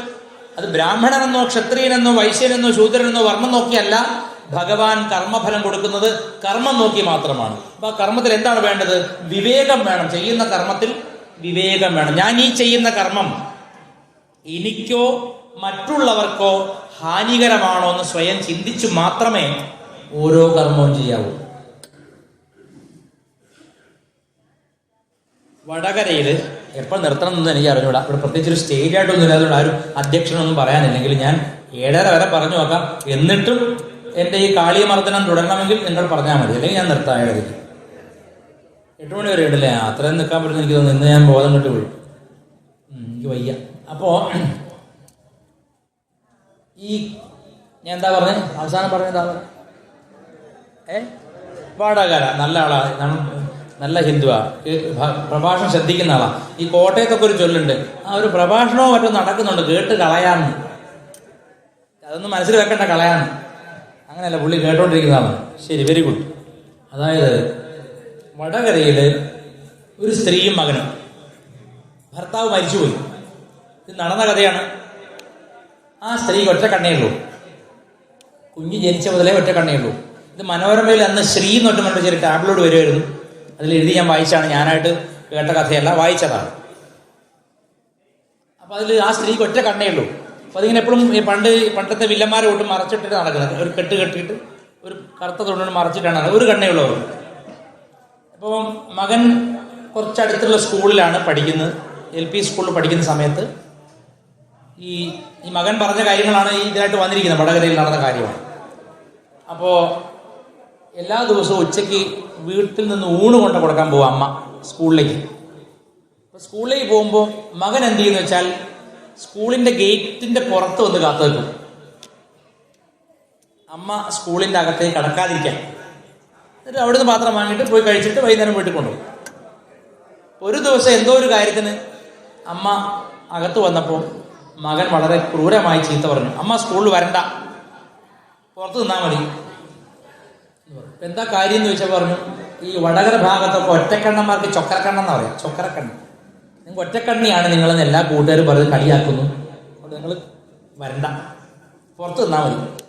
അമ്മയാണ് ഹൃദയം പറിച്ചു കൊടുക്കാൻ തയ്യാറുള്ള അമ്മമാരായിരുന്നു അന്നുണ്ടായിരുന്നു. ഇന്ന് വേറൊരു കുറച്ചുകൂടി തൊഴിലുകൾ പിള്ളേരെ കണ്ടാൽ ഈ കൊച്ചിനെ എടുത്ത് കല്ലിലടിച്ചിട്ട് പോകുന്ന കുട്ടികളാണ് അമ്മമാരാവുന്നത്. ആ വ്യത്യാസമുണ്ട്, പഴയ കഥയാണ്. അപ്പോൾ അപ്പോൾ ഈ പയ്യൻ വളർന്നു, എന്തോ ജോലിയൊക്കെ കിട്ടി, ഒരു കല്യാണം കഴിച്ചപ്പോൾ പിന്നെ അമ്മ അധികപ്പറ്റാണല്ലോ, എപ്പോഴും പല കുത്തുവാക്കളും പറയും. അമ്മയ്ക്ക് വയ്യാതായി. അപ്പം മകനും ഭാര്യയും കൂടി വളരെ വൈകാതെ വേറെ കുറച്ച് ദൂരെ ടൗണിലായിട്ട് വീടെടുത്ത് താമസിച്ചു. അമ്മ ഒറ്റയ്ക്ക് ഇവിടെ. ഇടയ്ക്ക് കാശ് അയച്ചു കൊടുക്കും, വല്ലപ്പോഴും കാണാൻ ചെല്ലും. അമ്മ കത്തുകൾ ഒരുപാട് അയക്കും, പക്ഷെ മറുപടി കൊടുക്കില്ല അവർ. അങ്ങനെ കുറേ അപ്പം അമ്മയെ കാണാൻ പോക്ക് നിർത്തി വരും. അവസാനം അമ്മ ഒരു കത്ത്, അമ്മ സ്വയം എഴുതുന്നതല്ല, അയൽക്കാരൻ ഒരുത്തരം കൂടെ എഴുതി അയപ്പിക്കുന്നതാണ്. അമ്മ ഒരു കത്ത് എഴുതി അയപ്പിച്ചു. മോനെ, അമ്മ എങ്ങനെ ചൊക്കരക്കണ്ണിയായെന്ന് നിങ്ങൾക്ക് അറിയാമോ? അമ്മ ചൊക്കരക്കണ്ണിയായ കഥ പറഞ്ഞിട്ട് മോൻ ഇനി വന്നാൽ മതി. കാരണം വർഷങ്ങളായത് ചെല്ലാറില്ല. അതായത് ചെറുപ്പത്തിൽ ഈ കുട്ടിക്ക് ജനിച്ചപ്പോഴേ കണ്ണിൻ്റെ എന്തോ ഒരു പ്രശ്നം ഉണ്ടായിരുന്നു അത്രയും. ഈ സ്ത്രീയുടെ എന്തോ ഒരു സഹായത്താലാണ് കുഞ്ഞിന് കണ്ണു കൊടുത്തതെന്നാണ് ആ ടാബ്ലോയിൽ മനോരമയാണ് എഴുതിയത്. നമ്മുടെ 75 എടുത്താൽ മതി. അങ്ങനെയാണ് ആ സ്ത്രീയുടെ ഓപ്പറേഷൻ കണ്ണിന് കഴിയാൻ കാരണം കുട്ടിക്ക് കാഴ്ച കൊടുത്തിട്ടാണെന്നാണ് അതിൽ എഴുതിയിരിക്കുന്നത്. എന്ന് പറഞ്ഞ് ഇത് കണ്ടപ്പോൾ മകൻ വല്ലാത്ത പശ്ചാത്താപം ഉണ്ടാവുകയും ഇവൻ അമ്മയെ കാണാൻ പുറപ്പെട്ടു പോവുകയും ചെയ്തപ്പോഴേക്കും അമ്മ ഇവിടുത്തെ സ്ഥലം വിട്ടു മരിച്ചു. നമുക്കറിയാത്ത എത്രയോ ത്യാഗം ആരൊക്കെയോ എടുക്കുന്നുണ്ടാണ് നമ്മുടെ ജീവിതം സുഖകരമായിരിക്കുന്നത്. നമ്മൾ ഒറ്റയ്ക്ക് ഉണ്ടാക്കിയതല്ലാതെ. സൂര്യൻ ഉദിക്കുന്നതും കൃത്യസമയത്ത് മഴ പെയ്യുന്നതും കൃത്യസമയത്ത് വെയിലുണ്ടാവുന്നതും അന്നാദികൾ വിളയുന്നതും അത് ആരൊക്കെ കൊയ്യുന്നതും മെതിക്കുന്നതും ആരൊക്കെ വെയർ ഹൗസിൽ എത്തിക്കുന്നതും അവിടുന്ന് നെല്ലാക്കി അത് കൊണ്ട് അരിയാക്കിയിട്ട് ഇവിടേക്ക് ലോറിയിൽ കൊണ്ടുവരുന്ന ഒക്കെ ആരൊക്കെയോ ആണ്, നമ്മുടെ ബന്ധുക്കളൊന്നുമല്ല. ഏതൊക്കെയോ മതക്കാർ, ഏതൊക്കെയോ ജാതിക്കാരാണ്. ഇവർക്കെല്ലാം സൗഖ്യം ഉണ്ടായെങ്കിൽ മാത്രമേ നമുക്ക് ഉണ്ണാൻ പറ്റുള്ളൂ. ശരിയല്ലേ? അപ്പൊ ഈ ലോകാസമസ്ത സുഖിനോ ഭവന്തു എന്നുള്ള പ്രാർത്ഥനയുടെ ആ വ്യാപ്തി അതാണ്. നാം ഒറ്റയ്ക്കല്ല ഈ ലോകത്ത് സുഖിക്കുന്നത്. നാം സുഖിക്കുന്നതിന് കാരണം ഒരു 10,000 പേരും 10,000 കിളികളും 10,000 മൃഗങ്ങളും ഒക്കെ ആയിരിക്കും. എല്ലാറ്റിനോടും നന്ദിയുള്ള ഭാവം, എല്ലാറ്റിനോടും കൃതജ്ഞതയുള്ള ഭാവം സൃഷ്ടിക്കാനാണ് നമ്മൾ ആദ്യം പഠിക്കേണ്ടത്. അത് ഭക്തിയുടെ ഉന്നത ഭാവമാണ്. നമ്മൾ ഹിന്ദുക്കൾക്ക് ഒരു പ്രത്യേകത ഉണ്ടല്ലോ. ഒരു കുപ്പി നിലത്ത് വീണാൽ തൊട്ട് വന്നിച്ചിട്ടേ എടുക്കുകയുള്ളൂ. ഒരു പുസ്തകം നിലത്ത് വീണാൽ തൊട്ട്. എന്തുകൊണ്ടാണ്? എല്ലാറ്റിലും ഒരു ഡിവിനിറ്റി, എല്ലാറ്റിലും ഒരു ദിവ്യത നമ്മൾ കാണുന്നുണ്ട്. നമ്മളിപ്പോൾ അനുഭവിക്കുന്ന എല്ലാ കർമ്മങ്ങളുടെയും ആ ഫലത്തിന്റെയും കാരണം നമ്മുടെ കർമ്മങ്ങൾ തന്നെയാണ്. അത് തിരുത്താതെ ആയിരക്കണക്കിന് പൂജ ചെയ്തുകൊണ്ടൊന്നും ചിലപ്പം ഫലം ഉണ്ടായിക്കോണമെന്നില്ല. വളരെ പ്രധാനപ്പെട്ട കാര്യമാണ്. അല്ലാതൊന്നും പെട്ടെന്നൊന്നും നമുക്ക് രക്ഷ കിട്ടില്ല. ചിലർ എന്നോടൊന്ന് പറയാനാണ്, ദിവസേന ഒരുപാട് പേര് വിളിക്കും, സാറേ ഞങ്ങളുടെ വീട്ടിൽ ദുരിതമാണ്, ഇങ്ങനെയാണ് അങ്ങനെയാണ്. അപ്പം ഞാൻ അതിൻ്റെ മൂല കാരണം അവരോട് തന്നെ ചിന്തിക്കാൻ പറയും. എവിടെയോ നടന്നിട്ടുള്ള പൂർവികർ ചെയ്തതോ നമ്മൾ തന്നെ പൂർവ്വകർമ്മം ചെയ്തതോ ആയിട്ടുള്ള പല പല അബദ്ധങ്ങളുണ്ടാവാം. ഒരു മനസ്സ് വേദനിപ്പിച്ചാൽ മതി ചിലപ്പോൾ ഒരു കുടുംബം ഇല്ലാതാവും. ഒരു പാഞ്ചാലി, ഒരു സ്ത്രീയുടെ വസ്ത്രാക്ഷേപത്തിന് മുതിർന്നതുകൊണ്ടാണ് രാജ്യം ഭരിക്കേണ്ടിയിരുന്നവൻ തുടയിൽ എല്ല് പൊട്ടി, ഇറച്ചി പുറത്തേക്ക് ചാടി, കൈ പൊട്ടി, കഴുകന്മാർ പറന്നെടുക്കുമ്പോൾ അതിനെ ആട്ടിക്കൊണ്ട് കരഞ്ഞുകൊണ്ട് യുദ്ധഭൂമിയിൽ ദുര്യോധനൻ കിടക്കേണ്ടി വന്നത് ഒരു സ്ത്രീയുടെ കണ്ണീര് കാരണമാണ്. ദുര്യോധന ശാരീരിക പിടിച്ചപ്പോഴേ തുടക്കടി കിട്ടിയില്ല. കർമ്മവും കർമ്മഫലവും ഒരേ സമയത്തല്ല നടക്കുന്നത്. അങ്ങനെ കർമ്മവും കർമ്മഫലവും ഒരേ സമയത്താണ് നടക്കുന്നതെങ്കിൽ ആരും തെറ്റ് ചെയ്യില്ല. നമ്മുടെ അയ്യപ്പന്റെ കട്ടളപ്പള്ളിന് തൊടുമ്പളേക്ക് ഷോക്ക് അടിച്ചിരുന്നെങ്കിലേ എടുക്കുമായിരുന്നോ? ഇല്ല. അല്ലെങ്കിൽ ഗുരുവായൂരപ്പന്റെ അവിടുന്ന് കാശിന് എടുക്കുമ്പോഴേക്ക് ഷോക്ക് അടിച്ചാൽ സംഭവിക്കില്ല. അപ്പോഴല്ല കിട്ടുക. അത് ഗുരുവായൂരപ്പൻ ഒരു കളിയാണ്, അതൊക്കെ ഒരു ലീലയാണ്. എങ്ങനെ കർമ്മഫലം കൊടുക്കണം, അതിൽ ഹണ്ടിങ്ങിന്റെ പ്ലഷർ ഉണ്ട്. അത് ശരിക്കും മനസ്സിലാക്കി ഗുരുവായൂരപ്പന്റെ ശരിയായ സ്വഭാവം മനസ്സിലാക്കണമെങ്കിൽ ഭാഗവതം മാത്രം വായിച്ചാൽ പോരാ, ഒരു സിനിമയും കൂടി കാണണം. അതെന്ത് വർത്താനം, ഭക്തി പ്രഭാഷണം കൊണ്ട് സിനിമ കാണാൻ പറയുകയാണെന്ന് ചോദിക്കണ്ട. പിൻഗാമി എന്നൊരു സിനിമയുണ്ട്. പിൻഗാമി മോഹൻലാൽ അഭിനയിച്ച പടമാണ്. പട്ടാളക്കാരനാണ് മോഹൻലാൽ. അയാൾ നാട്ടിൽ തിരിച്ചു വന്നിട്ട് അയാളെ കുടുംബത്തെ ഇല്ലാതാക്കി ഓരോരുത്തരെയും രസിച്ചു കൊല്ലുന്ന കഥയാണ്. ഗുരുവായൂരപ്പൻ അങ്ങനെയാണ്, പെട്ടെന്ന് കൊടുക്കണമെന്നൊന്നുമില്ല. ഏതൊരു നോവൽ ഞാൻ വായിച്ചിട്ടുണ്ട്, revenge taste is better when it is served cold. നിങ്ങൾ പ്രതികാരം മധുരതരമാവുന്നത് ശത്രു മറന്നിരിക്കുമ്പോൾ പ്രതികാരം ചെയ്യുമ്പോഴാണ്. ശത്രു ചെയ്ത കർമ്മം മറന്നിട്ട് ഇനി ഇരിക്കുമ്പോഴാണ് പ്രതികാരം ചെയ്യേണ്ടതെന്നാണ്. അതൊരു ഇംഗ്ലീഷ് നോവൽ ഞാൻ വായിച്ചാണ്. അതുപോലെ പിൻഗാമി എന്ന സിനിമയിൽ മോഹൻലാൽ ഓരോരുത്തരെയായിട്ട് പിടിച്ച് കൊല്ലുന്നുണ്ട്, രസിച്ച് കൊല്ലുന്നുണ്ട്, കുളത്തിനുള്ളിൽ മുക്കി കൊല്ലുക. ആ രീതിയിലാണ് ഗുരുവായൂരപ്പന്റെ പരിപാടി. നിങ്ങളങ്ങോട്ട് തെറ്റ് ചെയ്യുമ്പോഴേക്കും ഗുരുവായൂരപ്പൻ കല്ലെടുത്തെറിയൊന്നുമില്ല. അപ്പോ നിങ്ങളെ ഒന്ന് കളിക്കാൻ വിട്ടിട്ട് എത്രത്തോളം കളിക്കുന്നു നോക്കിയിട്ട് നിങ്ങളുടെ നുണകളെല്ലാം വിശ്വസിച്ചു എന്ന മട്ടിൽ തലയാട്ടിയിട്ട് മെല്ലെ മെല്ലെ ഇഞ്ചിഞ്ചായിട്ട് ശരിപ്പെടുത്തും. അത് ഭഗവാൻ അറിയാം. അതുകൊണ്ട് തെറ്റ് ചെയ്തവരാരും ഞാൻ മാത്രമേ അറിഞ്ഞുള്ളൂ നാരായണ എന്ന് പറഞ്ഞിരിക്കേണ്ട, നാരായണൻ അറിഞ്ഞാൽ മതി, ലോകം മുഴുവൻ അറിഞ്ഞവരെയായി. പണ്ട് സീതികാജി എഴുതിയ കത്തിൽ പറയുന്നത്, മോനെ നിന്റെ ഉമ്മാനോട് ഇത് പറയണ്ട, ലോകം മുഴുവൻ അറിയുന്നു. സ്ത്രീകളോട് രഹസ്യം പറഞ്ഞാൽ ലോകം മുഴുവൻ അറിയുന്നു പറഞ്ഞവരെ. ഗുരുവായൂരപ്പൻ അറിയാം എന്ന് പറഞ്ഞാൽ പ്രകൃതിക്ക് മൊത്തം അറിയാം. കാരണം ഗുരുവായൂരപ്പന്റെ പത്നിയാണ് ഈ പ്രകൃതി, പുരുഷന്റെ പത്നിയാണ് പ്രകൃതി. അതുകൊണ്ട് കർമ്മം വളരെ ശ്രദ്ധിക്കണം. ഒരു രൂപയെങ്കിലും പറ്റിച്ചെടുക്കരുത്. ഒരു ജീവിക്കും, നായയായിക്കോട്ടെ, പൂച്ചയായിക്കോട്ടെ, മനുഷ്യനായിക്കോട്ടെ, ആരും ആയിക്കോട്ടെ, പീഡ ഉണ്ടാക്കരുത്. നമ്മുടെ കേരളത്തിന്റെ ഗുരുനാഥനായിരിക്കുന്ന നാരായണ ഗുരുസ്വാമി പറഞ്ഞ കാര്യമാണ്. ഗീതയിലും കർമ്മഫലത്തെപ്പറ്റി അനേകമിടങ്ങളിൽ ജാഗ്രതാ നിർദ്ദേശം കൊടുക്കുന്നുണ്ട്. അതുകൊണ്ട് നമ്മൾ ശ്രദ്ധിച്ചേ പറ്റൂ. നമ്മുടെ നാട് ഇങ്ങനെയായി എന്നൊക്കെ ആരെങ്കിലും സ്വയം ചോദിക്കുന്നുണ്ടെങ്കിൽ നമ്മളും അതിൽ പങ്കാളികളാണെന്ന് മനസ്സിലാക്കണം. ചെറിയ ഉദാഹരണം പറയാം. ഞാൻ ട്രെയിനിൽ പോകുമ്പോൾ ഞാൻ സന്ധ്യാസമയം എവിടെയാണെന്ന് വെച്ചാലും ലളിതാ സഹസ്രനാമം ചെയ്യും, പരമാവധി എവിടെയാണെന്ന് വെച്ചാലും. ട്രെയിനിൽ ഞാൻ പോകുമ്പോൾ ഞാൻ താഴത്തെ ബർത്തിൽ ഇരുന്നിട്ട് ലളിതാ സഹസ്രനാമം ജപിക്കുകയാണ്. ഞാൻ ഒരു ഘട്ടത്തിയപ്പോൾ മനപ്പാഠം അറിയാവുന്നതുകൊണ്ട് കയ്യിൽ പുസ്തകം വെച്ചിട്ടാണെങ്കിലും കണ്ണൊന്നും അടച്ചിട്ട് ഇങ്ങനെ ചൊല്ലുകയാണ്. സൃഷ്ടികർത്തി ബ്രഹ്മരൂപ ഗോത്രി ഗോവിന്ദ രൂപിണി, അങ്ങനെ ചൊല്ലുകയാണ്. അപ്പോൾ എന്തോ ഒരു വർഷം, പുഷ്പവർഷമാണോ അല്ലെങ്കിൽ ആത്മജ്ഞാനം വന്നാണോ, അതോ ഇനി അമ്മ ഇത്രയും കാലമായിട്ട് ലളിതാ സഹസ്രനാമം ചൊല്ലുന്ന ആളല്ലേ, എന്ന് അവനെ അനുഗ്രഹിച്ചേക്ക് വെച്ചിട്ട് വല്ല അനുഗ്രഹമാണ് സ്വർണ്ണവർഷമൊക്കെ വെച്ച് ഇങ്ങനെ സ്വർണ്ണത്തുമനെ ചെയ്തേ ശങ്കരാചാര്യ ചെയ്യുന്നപ്പോൾ അതുപോലെ പെയ്യാ എന്തുകൊണ്ട് പെയ്യുന്നു, ബുക്കിലേക്ക് വീണ്ട് കണ്ണു തുറന്ന് നോക്കിയപ്പോൾ പൊടി. അതെന്താണ് നോക്കുമ്പോൾ ഒരു ബൂട്ട് മേലെ. അപ്പോൾ ഒരു വിദ്വാൻ, ഒരു ചെറുപ്പക്കാരൻ മുകളിൽ നിന്ന് യാതൊരു ദയവില്ലാതെ ബൂട്ട് ഇട്ടിട്ട് പരസ്പരം തിരുമ്പാണത്. എവിടേക്ക്? താഴെ ഇരുന്ന് സഹസ്രനാമം ചെയ്യുന്ന എൻ്റെ തലയിലേക്ക്. അപ്പം ഈ ഇങ്ങനെ പലരും ഉണ്ട്. ബോറന്മാരാണ് അവർ. നമ്മൾ ഓപ്പോസിറ്റ് സീറ്റ് ഇരിക്കുകയാണെങ്കിൽ അവൻ ഷൂസ് ഇട്ട കാലുണ്ട് അവിടെ ചവിട്ടിയിരിക്കും. കണ്ടോ ട്രെയിനിൽ? എൻ്റെ എളിയ അഭിപ്രായത്തിൽ ആ കാല് വെട്ടിക്കളയണമെന്നാണ് എൻ്റെ ആഗ്രഹം. പക്ഷേ അതിനുള്ള ആരോഗ്യമില്ല എന്നുള്ള സന്ദർഭങ്ങളിൽ ഞങ്ങൾ മുനിമാർ സ്വീകരിക്കുന്ന ഒരു പ്രക്രിയയാണ് ശാപം. നമുക്ക് ആരോഗ്യമില്ല എന്താ ചെയ്യുക? അപ്പോൾ ഞാൻ ലളിതാ സഹസ്രനാമാണ് തട്ടിപ്പൊടഞ്ഞ് മേലുള്ള സുഹൃത്തെ, നിങ്ങൾ എന്തൊരു അധമനാണ്, എന്ത് പണ്ടാരക്കാരനാണ് നിങ്ങൾ, പണ്ടാരക്കാരനാണോ നിങ്ങൾ? ഈ ഷൂസ് കൂടെ എൻ്റെ തലയിലേക്കാണുള്ളത്. ഇത് മര്യാദയാണ്? ഷൂസ് ഇട്ട് അപ്പുറത്ത് കയറാമോ? ഒരു കൂസിൽ വരേണ്ട ഷൂസ് അവിടെ നിന്ന് തന്നെ ഈ തട്ടി തലത്തേക്ക് ഊരിയിട്ടു വരും. ഞാൻ തെറിയൊന്നും പറയാൻ പോയില്ല, വലിയ അബദ്ധമായി ഉണ്ടാവും അയാൾക്ക്. കാരണം സാത്വികരായ മനുഷ്യരെ, നല്ല കർമ്മം ചെയ്യുന്ന മനുഷ്യരെ തടസ്സപ്പെടുത്തിയാലും ഈ പ്രശ്നം ഉണ്ടാവും. അനുഭവിക്കേണ്ട പോവില്ല ആരും. ഇതേപോലെ പലരും ഉണ്ട്. അപ്പൊ നാളെ എനിക്ക് അപ്പുറത്ത് കിട്ടി ഞാൻ ചെയ്യാൻ പാടുണ്ടോ? ചെയ്യാൻ പാടില്ല. എനിക്ക് കൂടിയുള്ള വാണിംഗാണ്. ഒരു പീഡ എറുമ്പിനും വരുത്തരുന്ന ഒറ്റ വാക്യത്തിൽ നാരായണ ഗുരുസ്വാമി കേരളക്കരയോട് പറഞ്ഞ കാര്യം എല്ലാ അമ്പലങ്ങളിലും എഴുതി ഒട്ടിക്കണമെന്നാണ് എൻ്റെ അഭിപ്രായം. ഇത് കണ്ടിട്ടെങ്കിലും അവർക്ക് ബോധം വരട്ടെ. ബോധം വരുത്തുവതിനാളായിരുന്ന പരമാചാര്യ രൂപ ഹരിനാരായണായ നമഃ.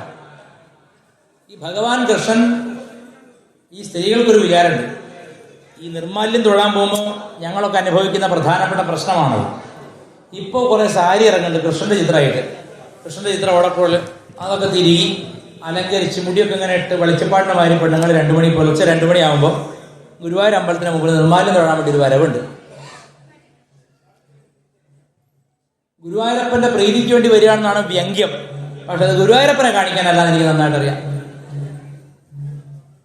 അവിടെ വന്നിട്ട് അമ്മായി യമുമേ എന്നൊക്കെ വിളിച്ച് ഒച്ചയുണ്ടാക്കി ബഹളുണ്ടാക്കി മുമ്പിൽ കടന്ന് തിരുവാരക്കളിയൊക്കെ നടത്തിയിട്ടാണ് ദർശനം നിൽക്കുന്നത്. പുറകിൽ നാമം ജപിക്കുന്ന ഒരു പരിപാടി അവർക്കില്ല. നാമം ഗുരുവായൂർ ജപിക്കുന്ന ഒരാളെ ഉള്ളത് ഈ ലീലയാണ്. രാവിലെ അവർ തുടങ്ങും, 2 മണിക്ക് റെക്കോർഡിട്ട് അവരെ പാടിക്കോളും ഹരിനാമ കീർത്തനമൊക്കെ. ബാക്കി ലീലമാരൊക്കെ അവിടെ ലീലാവിലാസമായിട്ട് നടക്കുകയാണ്. നിങ്ങൾക്ക് തോന്നുന്നുണ്ടോ നിങ്ങളുടെ ഈ പൊറാട്ട നാടകം കണ്ടിട്ട് കൃഷ്ണൻ പ്രസാദിക്കും തോന്നുന്നുണ്ടോ? ഇല്ല. ശുദ്ധ ഭക്തിക്ക് മാത്രമേ ഭഗവാൻ വഴങ്ങുകയുള്ളൂ. സ്വഭാവ മഹിമയ്ക്ക് മാത്രമേ ഭഗവാൻ വഴങ്ങുകയുള്ളൂ. അതുകൊണ്ടാണ് ദ്രൗപദിക്ക് ചേര കൊടുത്തത്. ദ്രൗപദിയെ ആരൊക്കെ അപമാനിച്ചോ അവരുടെ എല്ലാം രക്തം വീഴ്ത്തിയ കുലം വേരറ്റം പറിച്ച് നശിപ്പിച്ചിട്ടേ ഭഗവാൻ സ്വർഗാരോഹണം ചെയ്തുള്ളൂ. അധർമ്മം കൊണ്ട് നിങ്ങൾ ഉണ്ടാക്കിയ കോട്ടകളെല്ലാം നശിപ്പിച്ചിട്ടേ ഭഗവാൻ അടങ്ങിയിരിക്കുകയുള്ളൂ. തൽക്കാലം നിങ്ങൾക്ക് സുഖം തോന്നും. That is just the calm before the storm. ഒരു കൊടുങ്കാറ്റിന് മുമ്പുള്ള മൗനം മാത്രമാണ് നിങ്ങൾ അനുഭവിക്കുന്ന സുഖങ്ങൾ. തെറ്റ് ചെയ്തിട്ട് നിങ്ങൾ സുഖിക്കുന്നുണ്ടെങ്കിൽ അത് നിങ്ങൾക്ക് നേരെ വരാൻ പോകുന്ന കൊടുങ്കാറ്റിന് മുമ്പുള്ള മൗനമാണ്, അല്ലെങ്കിൽ കൊടുങ്കാറ്റിന് മുമ്പുള്ള ശാന്തതയാണ്. മേൽപ്പത്തൂര് നാരായണീയത്തിൽ പറയുന്നുണ്ട്, ഭഗവാൻ ദുഃഖം കൊടുത്തു പരീക്ഷിച്ചുകൊണ്ട് ശാന്തി കൊടുക്കുന്നവനാണെന്ന്. അങ്ങനെയാണ് ഗജേന്ദ്രൻ ഉണ്ടായത്. ഗജേന്ദ്രൻ ദുഃഖം കൊടുത്ത് പരീക്ഷിച്ച് അവന്റെ കർമ്മഭാവമൊക്കെ നീക്കി മുനിയുടെ ശാപമൊക്കെ വരുത്തിയിട്ട് അവന് നല്ലത് കൊടുത്തു. പാഞ്ചാലിക്കും അങ്ങനെ തന്നെ, പാണ്ഡവർക്കും അങ്ങനെ തന്നെ. ഭഗവാൻ ആരോട് കൂടിയോ അവർക്കെല്ലാം ദുഃഖം കൊടുത്ത് അവരുടെ മനസ്സിനെ പാകപ്പെടുത്തി ജ്ഞാനം കൊടുത്തിട്ടേ സൗഖ്യം കൊടുക്കുള്ളൂ ശ്രീകൃഷ്ണൻ. പൂന്താനത്തിന്റെ കാര്യത്തിൽ പറയേണ്ട കാര്യമില്ല. അതുകൊണ്ട് നിങ്ങൾക്ക് വരുന്ന ദുഃഖങ്ങളെ ഓർത്ത് നിങ്ങൾ അധർമ്മികളാണെന്ന് ചിന്തിക്കാതിരിക്കുക. ധർമ്മം ചെയ്യുന്നതിൽ ഒരിക്കലും പിന്മാറരുത്. എന്തുകൊണ്ട് പിന്മാറരുത്? ഗീതയിൽ സ്പഷ്ടമായി പറഞ്ഞിട്ടുണ്ട്, നഹി കല്യാണകൃത് കശ്ചിത് ദുർഗതിം താത ഗച്ഛതി. നല്ലത് ചെയ്യുന്നവന് ഒരിക്കലും ദുർഗതി ഉണ്ടാവില്ല അർജുന, ഞാൻ ഉറപ്പുവരുത്തും. നല്ലത് ചെയ്തുകൊണ്ടേയിരിക്കണം. ഞാൻ നല്ലത് എനിക്കെന്താ അങ്ങനെ വരുന്നത് വെച്ചാൽ, നീ പൂർവ്വജന്മത്തിൽ ആരെ നിനക്കറിയില്ല, നീ എന്തൊക്കെ കാട്ടിക്കൂട്ടി നിനക്കറിയില്ല. അതിന്റെ ഫലമാണ് ഇപ്പോൾ വന്നുകൊണ്ടിരിക്കുന്നത്. ഇപ്പോൾ വീണ്ടും നീ അത് വേണ്ടിട്ട് തെറ്റ് ചെയ്യാൻ പോയാൽ നിനക്ക് അടുത്ത ജന്മം ഇതുപോലായിത്തീരും. അതുകൊണ്ട് നിരന്തരം നല്ലത് ചെയ്യുന്നത് ശീലമാക്കുവാൻ ശ്രമിക്കുന്നവനും തനിക്ക് ഇന്നത് വേണമെന്ന ചിന്തയില്ലാതെ ഒരു മണിക്കൂറെങ്കിലും ഭഗവൻ നാമം ജപിക്കുന്നവനും മാത്രമേ ഭക്തൻ എന്ന് വിളിക്കാൻ പറ്റുള്ളൂ. അല്ലാത്തവരൊക്കെ കുറി തൊട്ട കച്ചവടക്കാരാണ് എന്ന് പ്രത്യേകം പറയട്ടെ. ഈ 8 മണി വരെയൊക്കെ പറ്റുമോ? വേണ്ടാതെ ഇല്ല, അത്രയ്ക്ക് സമയം ബോറടിക്കുക. ഒരു മണിക്കൂർ ഇപ്പൊ സ്കൂളിൽ ക്ലാസ് 45 മിനിറ്റ്, കോളേജിലാണെങ്കിൽ 1 മണിക്കൂർ, അമ്പലത്തിൽ മാത്രം 1.5 മണിക്കൂർ. എന്താ അന്യായമാണ്? നിങ്ങൾക്ക് ബോറടിക്കില്ലേ? ഇല്ല. എനിക്ക് തൊണ്ടയ്ക്ക് വേണ്ടില്ലേ? അതുമില്ല. ഞാൻ പറഞ്ഞത് ഞാൻ ഇവിടെ വന്നതിന് പ്രധാന കാരണം, ഞാൻ ഇപ്പോൾ പ്രഭാഷണങ്ങൾ കുറച്ചു, എല്ലായിടത്തും ഓടിപ്പോയി പരിപാടിയൊന്നുമില്ല.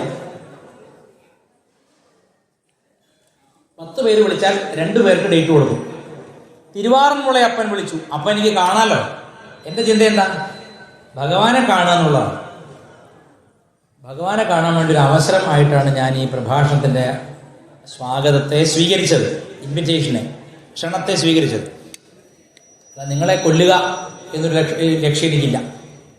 വാക്കുകൊണ്ട് അടിച്ചു കൊല്ലുക അങ്ങനെ ചിന്തയില്ല.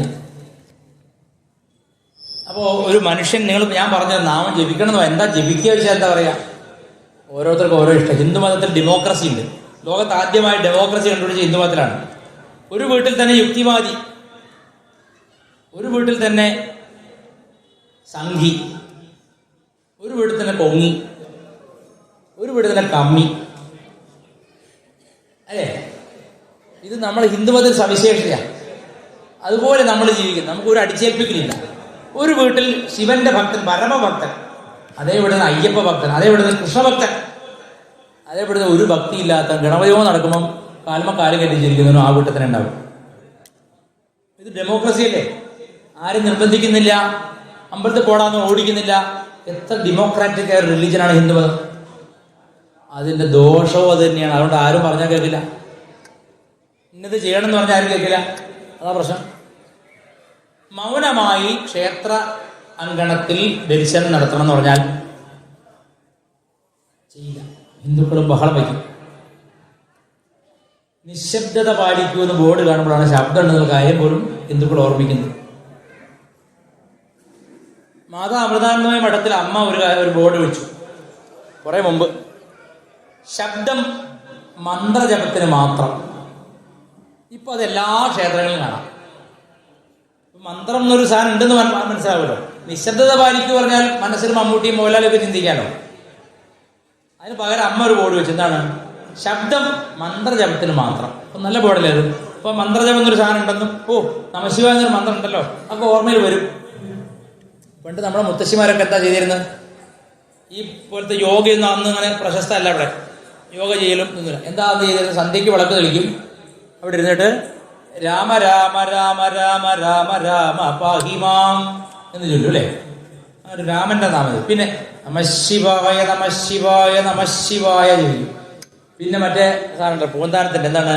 നരനായി ഇങ്ങനെ ജനിച്ചു ഭൂമിയിൽ നരകവാരി വൈക്കത്തപ്പനെ സ്തുതിച്ചുകൊണ്ടുള്ള പൂന്താനത്തിന്റെ കൃതിയാണ്. ഈ 3 കാര്യമേ ഉള്ളൂ. ചില അത്യാവശ്യം നല്ലവണ്ണം സംസ്കൃതമൊക്കെ അറിയാവുന്ന അമ്മമാരാണെന്ന് വെച്ചാൽ ഹരിനാമ കീർത്തനവും ജ്ഞാനപ്പാനിയും പോരാത്തിന് രാമായണവും വായിക്കും. അല്ലെങ്കിൽ ഇനി കുറച്ചുകൂടി നല്ലോണം താന്ത്രികമായിട്ടൊക്കെ പാരമ്പര്യമുള്ള ഇല്ലമോ അല്ലെങ്കിൽ അങ്ങനത്തെ തറവാടൊക്കെ ആണെച്ചാൽ അവർ വിഷ്ണു സഹസ്രനാമം വായിക്കും, അല്ലെങ്കിൽ ലളിതാ സഹസ്രനാമം വായിക്കും. സന്ധ്യാവേളകളിൽ ദുർഗോപാസനയ്ക്ക് ഒന്നാം തരമാണ്. ശത്രുദോഷം, ആഭിചാരദോഷം, മന്ത്രദോഷം, മന്ത്രതന്ത്രാദോഷം, ബാധാദോഷമൊക്കെ നീക്കാൻ സന്ധ്യാവേളകളിൽ ദുർഗയെ ഉപാസിക്കണം. അതിന് ഏറ്റവും നല്ലത് ലളിതാ സഹസ്രനാമം ജപിക്കലാണ്. 10 രൂപയ്ക്ക് കിട്ടും പുസ്തകം, ബുക്ക് സ്റ്റോളിൽ കിട്ടും. വാങ്ങില്ല. 500 രൂപയുടെ ഷഡ്ഡി വാങ്ങിയിടും. 10 രൂപയുടെ സഹസ്രനാമം വാങ്ങി ജപിക്കില്ല. ഹിന്ദുക്കൾക്ക് പണമുണ്ട്, അത് എങ്ങനെ ഉപയോഗിക്കണം എന്ന് അറിയില്ല, വിഡ്ഢികളാണ്. പൊതുവെ എല്ലാവരും പറയല്ലോ, അടച്ചാക്ഷേപിക്കില്ല.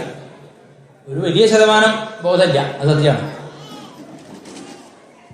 വലിയൊരു ശതമാനം ആൾക്കാർക്കും ബോധമില്ലാത്ത എനിക്ക് തോന്നിയിട്ടുള്ളത്. അപ്പോൾ സന്ധ്യാവേളകളിൽ നിങ്ങൾ ദുർഗയെ ഉപാസിക്കാനും ശിവോപാസന ചെയ്യാനും ഒക്കെ പ്രധാനമായിട്ടും സന്ധ്യാവേളകളിൽ ശിവനെ ഏത് സമയത്ത് ഉപാസിക്കാം. ദിവസത്തിൽ 8 യാമങ്ങളാണ്, 24 മണിക്കൂർ 8 യാമങ്ങളാണ്. ഓരോ യാമത്തിനും ഓരോ ദേവതയുണ്ട്, അധിദേവതയുണ്ട്. അങ്ങനെ നോക്കിയാൽ സന്ധ്യയ്ക്ക് 6 മുതൽ 9 വരെയുള്ള സമയമുണ്ടല്ലോ, ദുർഗയെ ഉപാസിക്കണം. ലളിതാ സഹസ്രനാമം നിങ്ങൾ ലളിതാ സഹസ്രനാമം ചെയ്തിട്ടും ഒരു ഗുണവും ജീവിതത്തിൽ ഉണ്ടാവുന്നില്ലേ എന്നാ എന്നോട് പരാതി പറയണ്ട, എനിക്കൊന്നും ചെയ്യാൻ കഴിയില്ല. സത്യം. ഹാർമോണിയം അല്ല ഇപ്പൊ പ്രശ്നം ഉണ്ടാക്കില്ലല്ലോ, പാടില്ലല്ലോ, ഇപ്പൊ ഭജനയൊന്നുമില്ലല്ലോ. എനിക്ക് ഒരുപാട് അനുഭവം ഉണ്ടായിട്ടുണ്ട്. പ്രഭാഷണത്തിൽ വിളിക്കും, ഞാൻ ചെന്ന് കഴിയുമ്പോൾ അപ്പുറത്ത് ഡാൻസ്, മാല വേണോ എന്നുണ്ട് ഒരു കൂട്ടര്, ഇപ്പുറത്തൊരു കൂട്ടര് വർത്താനം പറഞ്ഞു വെക്കുക. അപ്പൊ ഞാനിപ്പോൾ എന്തിനാ വന്നെന്നുള്ള അവസ്ഥ പല അമ്പലത്തിലും ഉണ്ടായിട്ടുണ്ട്. അങ്ങനെയാണ് ഞാൻ ഡേറ്റ് കൊടുക്കാതായത്. വെറുതെ കേൾക്കാൻ വരുന്നൊരു ലക്ഷ്യമില്ലാതെ വരുന്നവരാണ്. എന്നാൽ അതുപോലെയല്ല എൻ്റെ ക്ലാസ്സുകൾ. ഞാൻ ക്ലാസ് എടുക്കാൻ തുടങ്ങിയപ്പോൾ ശ്രദ്ധയോടെ ഞാൻ പറയാൻ താല്പര്യപ്പെടുന്ന കാര്യം കേൾക്കാനുള്ളവരാണല്ലോ ക്ലാസ് ചെയ്യുക. അപ്പോൾ ക്ലാസ്സുകളിലേക്ക് ഓൺലൈൻ ക്ലാസ്സിലേക്ക് ശ്രദ്ധ കൊടുത്തപ്പോൾ എനിക്ക് വരുമാനം ഉണ്ടായി, പറയുന്നതിൽ തൃപ്തി ഉണ്ടായി. അമ്പലപ്രഭാഷണത്തിന് കാസർഗോഡ് മുതൽ തിരുവനന്തപുരം വരെ നടന്ന് പ്രസംഗിച്ചിട്ടുണ്ട് ഞാൻ പല സ്ഥലത്ത്. കുറച്ച് പേര് ഇങ്ങനെ കേൾക്കും, ചിലർ കേട്ട് കളയാന്നുള്ള അങ്ങനെ ഉണ്ടല്ലോ, നേരത്തെ പറഞ്ഞില്ലേ. ഈ ഞങ്ങൾ കോഴിക്കോടൊക്കെ ഒരു ആട് വരും, മമ്പറത്തെ ആട്. മമ്പറം തങ്ങളുടെ ആടാണ്, ആട് മുട്ടനാടാണ്. ആ ആടിൻ്റെ പുറത്തൊരു പച്ച പട്ട് വിരിച്ചിട്ട് അതിൻ്റെ മേലെ 2 ഭാഗത്തേക്ക് 2 സഞ്ചി ഇടും, വലിയ സഞ്ചി. മുട്ടനാടെന്ന് പറഞ്ഞാൽ വലിയ ആടാട്ടോ. അവനിങ്ങനെ വരും, അങ്ങാടിയിൽ വന്നിട്ട് ഓരോ കടയുടെ മൂലം മേന്നാക്കുമ്പോൾ കടക്കാരൻ നേർച്ചയാണത്. കടക്കാരൻ ചില്ലറ പൈസയോ നോട്ടോ അരിയോ ഒക്കെ ഇട്ട് കൊടുക്കും 2 ഭാഗത്തും. അങ്ങനെ സന്ധ്യ ആവുമ്പോഴേക്കും ഒരു മൊയിലിയാരുണ്ടാവും അവന് പിന്നാലെ നടക്കുന്നത്. അവൻ വന്നിട്ട് ആടിനെ കൊണ്ടുപോകും. ആടിൻ്റെ പുറത്തുനിന്ന് ആ പട്ടും വളയൊക്കെ എടുത്ത് മാറ്റി കിട്ടിയ കളക്ഷനൊക്കെ എടുത്തിട്ട് ആടിനെ അങ്ങോട്ട് അറുത്തിട്ട് മട്ടൻ ബിരിയാണി വെച്ച് കൂട്ടും. ഇതുപോലെയായിരുന്നു പണ്ട് ഞാൻ. എന്നെ കൊണ്ട് ഒരുപാട് രാഷ്ട്രീയക്കാർക്ക് ഗുണമുണ്ടായിട്ടുണ്ട്. എന്നെ അറക്കാനായിരുന്നു തീരുമാനം. ഗജേന്ദ്രനെ പോലെ എവിടെയോ പൂർവ്വപുണ്യം കിടന്നുകൊണ്ട് ഭഗവാൻ പറഞ്ഞു, മോനെ ഈ പണിക്ക് നീ നിൽക്കണ്ട, നിനക്ക് വേദം പഠിച്ചവനാണ്, സംസ്കൃതം അറിയാം, നീ അത് പഠിപ്പിക്കുക. ഒരു രാഷ്ട്രീയക്കാർക്ക് വേണ്ടിയിട്ട് ഒരു കവലയിലും നീ പ്രസംഗിക്കേണ്ട എന്ന് പറഞ്ഞു. ഞാൻ അതോടുകൂടി രാഷ്ട്രീയക്കാരോട് ഗുഡ് ബൈ പറഞ്ഞു. അങ്ങനെ ഞാനിപ്പോൾ സനാതന ധർമ്മത്തിന് വേണ്ടി മാത്രമേ സംസാരിക്കുള്ളൂ എന്ന് തീരുമാനമെടുത്തിരിക്കുകയാണ്. അതുകൊണ്ടാണ് ഇവിടെ വന്നത് നിങ്ങളോടൊക്കെ അനൗപചാരികമാം വിധം സംസാരിക്കുന്നത്. നിങ്ങൾ എത്ര പേർ ചിന്തിക്കണം, നിങ്ങളുടെ കുടുംബങ്ങളിൽ കടം കയറിയിരിക്കുന്നുണ്ടെങ്കിൽ, ലോൺ അടയ്ക്കാൻ പറ്റുന്നില്ലെങ്കിൽ, അല്ലെങ്കിൽ ഗുരുതരമായ അസുഖങ്ങൾ കുടുംബക്കാർക്ക് വരുന്നുണ്ടെങ്കിൽ, അതിനെല്ലാം നിങ്ങളുടെ തന്നെ കർമ്മം ആണ് കാരണം എന്ന് ചിന്തിച്ചോളാം. അതിന് പരിഹാരമായിട്ട് നിരന്തര അനുഷ്ഠാനം വേണം. പകൽ സമയത്ത് വിഷ്ണു സഹസ്രനാമം ജപിക്കണം, സന്ധ്യാനേരത്തിൽ ലളിതാ സഹസ്രനാമം ചെയ്യണം. പഞ്ചാക്ഷരി ഓം നമഃ ശിവായ പറ്റുന്നിടത്തോളം ജപിക്കുമ്പോൾ ഗ്രഹദോഷങ്ങൾ അവരുടെ പിടിമുറുക്കും. ഈ ശനിയും ചൊവ്വയും ചന്ദ്രനും സൂര്യനും നമ്മുടെ ഒരു വിരോധമില്ല. എവിടെയോ കിടക്കുന്ന ഓടനാട്ടിൽ കിടക്കുന്ന ഒരു ഗോപാലൻ നായരോട് ശനിക്ക് പ്രത്യേകിച്ച് ഒരു വിരോധമില്ല. പക്ഷേ ശനി എന്തുകൊണ്ടാണ് ശനി ദോഷം എന്ന് പറയുന്നത്? ഇപ്പൊ ഉദാഹരണം പറഞ്ഞാൽ, ഗുരുവായൂർ അമ്പലത്തിന്റെ 2 സൈഡിൽ നോക്കിക്കഴിഞ്ഞാൽ പ്രായമായ സ്ത്രീകളെ കാണാം. ഒരു 70 വയസ്സ് 80 വയസ്സൊക്കെയുള്ള സ്ത്രീകളെ നടതള്ളിപ്പോയിരിക്കുന്നത് കണ്ടിട്ടുണ്ടോ നിങ്ങളത്? മകൻ പറയാം, അമ്മയെ ഗുരുവായൂർ കൊണ്ടുപോകാൻ വന്നോളൂ എന്നൊക്കെ പറഞ്ഞിട്ട് വണ്ടി കയറ്റും. എന്നിട്ട് തൊഴുന്ന തിരക്കിനോട് വിട്ടിട്ട് മകൻ മുങ്ങും. ഇത് നടക്കുന്ന കേരളത്തിലെ പ്രബുദ്ധരായ മലയാളികളുടെ സംസ്കാരമാണിത്.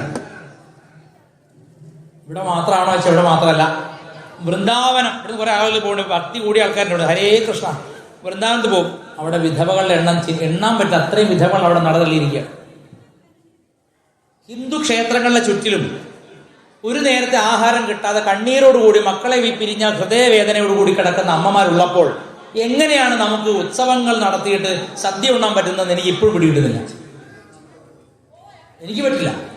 നിങ്ങളുടെ വീടിന് തൊട്ട് മതിലിന്റെ പുറത്തൊരു പ്രായമുള്ള സ്ത്രീ ഉപേക്ഷിക്കപ്പെട്ട നിലയിൽ കണ്ടാൽ നിങ്ങൾ എങ്ങനെ ഉറങ്ങും, എങ്ങനെ ഉണ്ണും? മനുഷ്യനാണെങ്കിൽ സാധിക്കില്ല. പക്ഷെ ഹിന്ദുക്കളുടെ ഒരു ശാപമാണ്.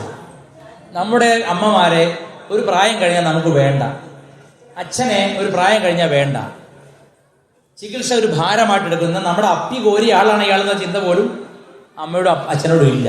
എന്നിട്ട് അമ്പലത്തിലൊന്ന് കോരി തൊട്ട് വലിയ ഷോ കളിക്കുമ്പോൾ ഈ ഗുരുവായൂരപ്പൻ പൊട്ടണമൊന്നുമല്ല. നമ്മുടെ ബാല ചോദിച്ചോ ഞാൻ എന്താ പൊട്ടനാ എന്ന് ഗുരുവായൂരപ്പൻ നിങ്ങളോട് ചോദിക്കും. ഗുരുവായൂരപ്പൻ പൊട്ടണമൊന്നുമല്ല, നിങ്ങളുടെ കുറിതൊട്ട പ്രകടനം. അപ്പൊ അതൊക്കെ ശ്രദ്ധിക്കണം. ഇതൊന്നും ശ്രദ്ധിക്കാതെ ഞാൻ ഭക്തനാണ്, അമ്പല കമ്മിറ്റി പ്രസിഡന്റാണ്, അതൊന്നും ഒരു അർത്ഥമില്ല. ഒരു ക്ഷേത്ര സമുച്ചയത്തിന്റെ തൊട്ടടുത്ത്, വിശ്വപ്രസിദ്ധമായ ക്ഷേത്രത്തിന് തൊട്ടടുത്ത് എത്രയോ 10, 20, 30 സ്ത്രീകൾ മക്കളാൽ ഉപേക്ഷിക്കപ്പെട്ടെന്ന് കണ്ടാൽ ഈ രാജ്യത്തിന്, ഈ നാടിനൊരു ഉത്തരവാദിത്വമില്ലേ? എനിക്ക് അറിഞ്ഞൂടാ അതിനെ പറ്റി. അവർ കരയുകയാണ്. എന്താ കാര്യം? മകൻ ഗുരുവായൂർ അമ്പലം കാണിക്കാൻ കൊണ്ടുവന്നാണ്. മകൻ പോയി, തിരിച്ചു പോകും, വഴിയറിയില്ല, അവരുടെ അടുത്ത് ഫോണില്ല. ആരും ഒരു 5 രൂപ കൊടുക്കും. ഹിന്ദുക്കളല്ലേ, ഉണ്ട കൈ കൊണ്ട് കാക്കയെ പോലും തെളിക്കില്ല. കാരണം അതിനൊരു പറ്റി കെട്ടിപ്പോയാലോ. ഇങ്ങനെ അമ്മമാരെ ഉപേക്ഷിക്കുക, അച്ഛനെ ഉപേക്ഷിക്കുക, അമ്മയും അച്ഛനെയും ഉപദ്രവിക്കുക, മുത്തച്ഛനെ ഉപദ്രവിക്കുക, മിണ്ടാപ്രാണികളെ ഉപദ്രവിക്കുക, ഇങ്ങനെയൊക്കെ ചെയ്തു കഴിഞ്ഞാൽ ആ ജന്മത്തിന്റെ അന്ത്യദശയിലോ അടുത്ത ജന്മത്തിലോ നിശ്ചയമായിട്ടും ശനിയുടെ ക്രൗര്യം അനുഭവിക്കേണ്ടി വരുന്നതാണ്. നിങ്ങൾ മുതിർന്നവരോടും നിങ്ങൾക്ക് ദ്രോഹം ചെയ്യാത്ത ജീവജാലങ്ങളോടും ദ്രോഹം ചെയ്താൽ നിങ്ങളുടെ ചാർട്ടിൽ, നിങ്ങളുടെ ജാതകത്തിൽ ശനി വിപരീതമായിരിക്കും. 19 കൊല്ലം മിനിമം നിങ്ങളെ നിർത്തിപ്പോയിരിക്കും അത്. അതുകൊണ്ട് അത്തരത്തിലുള്ള കർമ്മം വേണ്ട എന്നുണ്ടെങ്കിൽ ഇപ്പോൾ തന്നെ പ്രായമായവരെ സംരക്ഷിക്കുക, അവരെ വേദനിപ്പിക്കാതിരിക്കുക, അവർക്ക് മരുന്ന് കൊടുക്കുക, ആഹാരം കൊടുക്കുക, സ്നേഹമസൃണമായി മര്യാദാമസൃണമായി സംസാരിക്കുക. അതൊക്കെ വേണമല്ലോ, അതും നല്ല കാര്യമില്ല, അത് മരുന്നാണ്. അമ്മ ഏതാ മരുന്ന് പറഞ്ഞ് എറിഞ്ഞു കൊടുക്കുകയല്ല.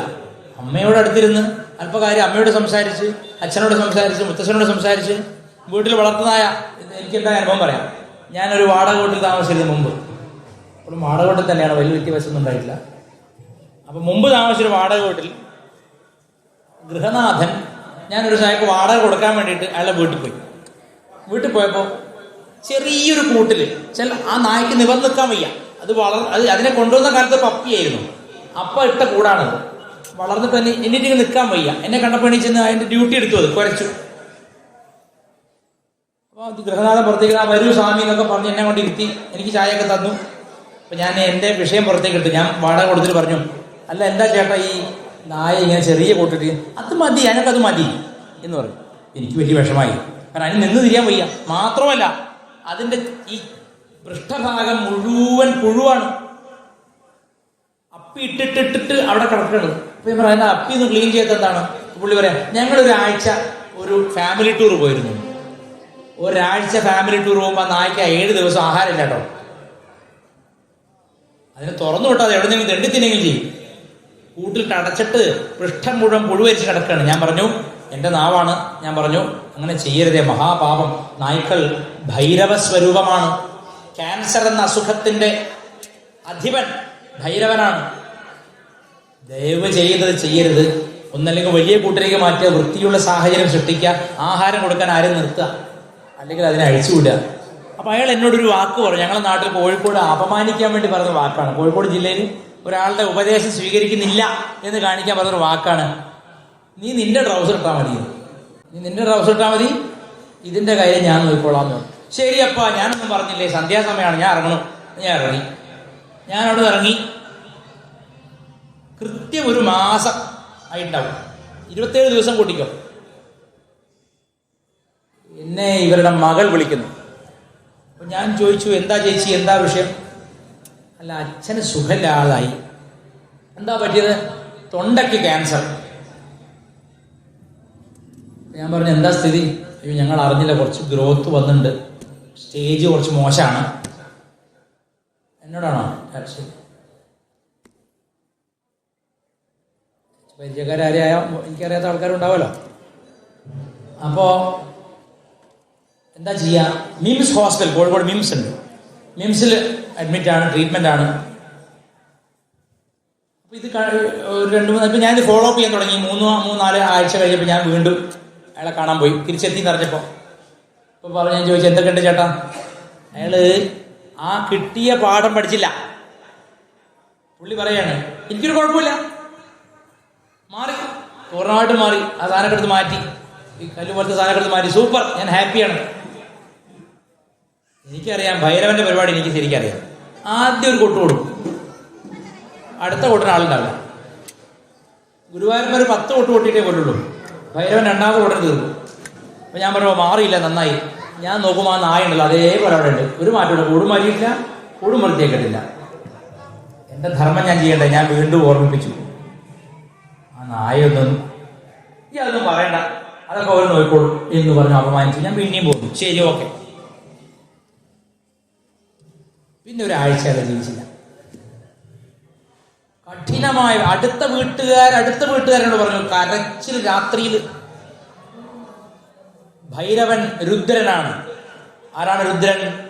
കരയിപ്പിക്കുന്നവനാണ് രുദ്രൻ. എന്തുകൊണ്ട് കരയിപ്പിക്കുന്നവൻ? നിങ്ങൾ ചെയ്ത കർമ്മത്തിന്റെ ശൂലം കൊണ്ട് നിങ്ങളുടെ തൊണ്ടക്കെട്ട് കുത്തിയിട്ട് നിങ്ങളെ കരയിപ്പിക്കുന്നവനാണ് രുദ്രൻ. അതുകൊണ്ട് മിണ്ടാപ്രാണികളെ ഉപദ്രവിക്കരുത്, പ്രായമുള്ളവരെ ഉപദ്രവിക്കരുത്, അനാഥരാക്കരുത്. ഇതൊക്കെ എല്ലാം പാഠമാണ്. കർമ്മം എന്തായാലും വരും. ആന്റണിക്കും വരും, ജനാർദ്ദന നായർക്കും വരും, മുഹമ്മദിനും വരും. മതവും ജാതിയും കർമ്മഫലത്തിന് പ്രസക്തമല്ല.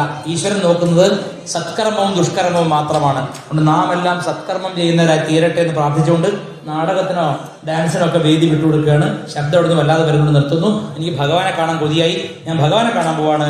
ഹര നമഃ പാർവതീ പതയേ ഹര ഹര മഹാദേവ. സർവത്ര ഗോവിന്ദനാമ സങ്കീർത്തനം. ഗോവിന്ദ ഗോവിന്ദ. ജയ ജാനകീകാന്ത സ്മരണം. ജയ ജയ രാമ രാമ. സദ്ഗുരുസ്വാമിന ജയ്. അരുണാചല ശിവ അരുണാചല ശിവ അരുണാചല ശിവ അരുണാചല അരുണാചല ശിവ അരുണാചല ശിവ അരുണാചല ശിവ അരുണാചല. ശ്രീരാമ ജയം.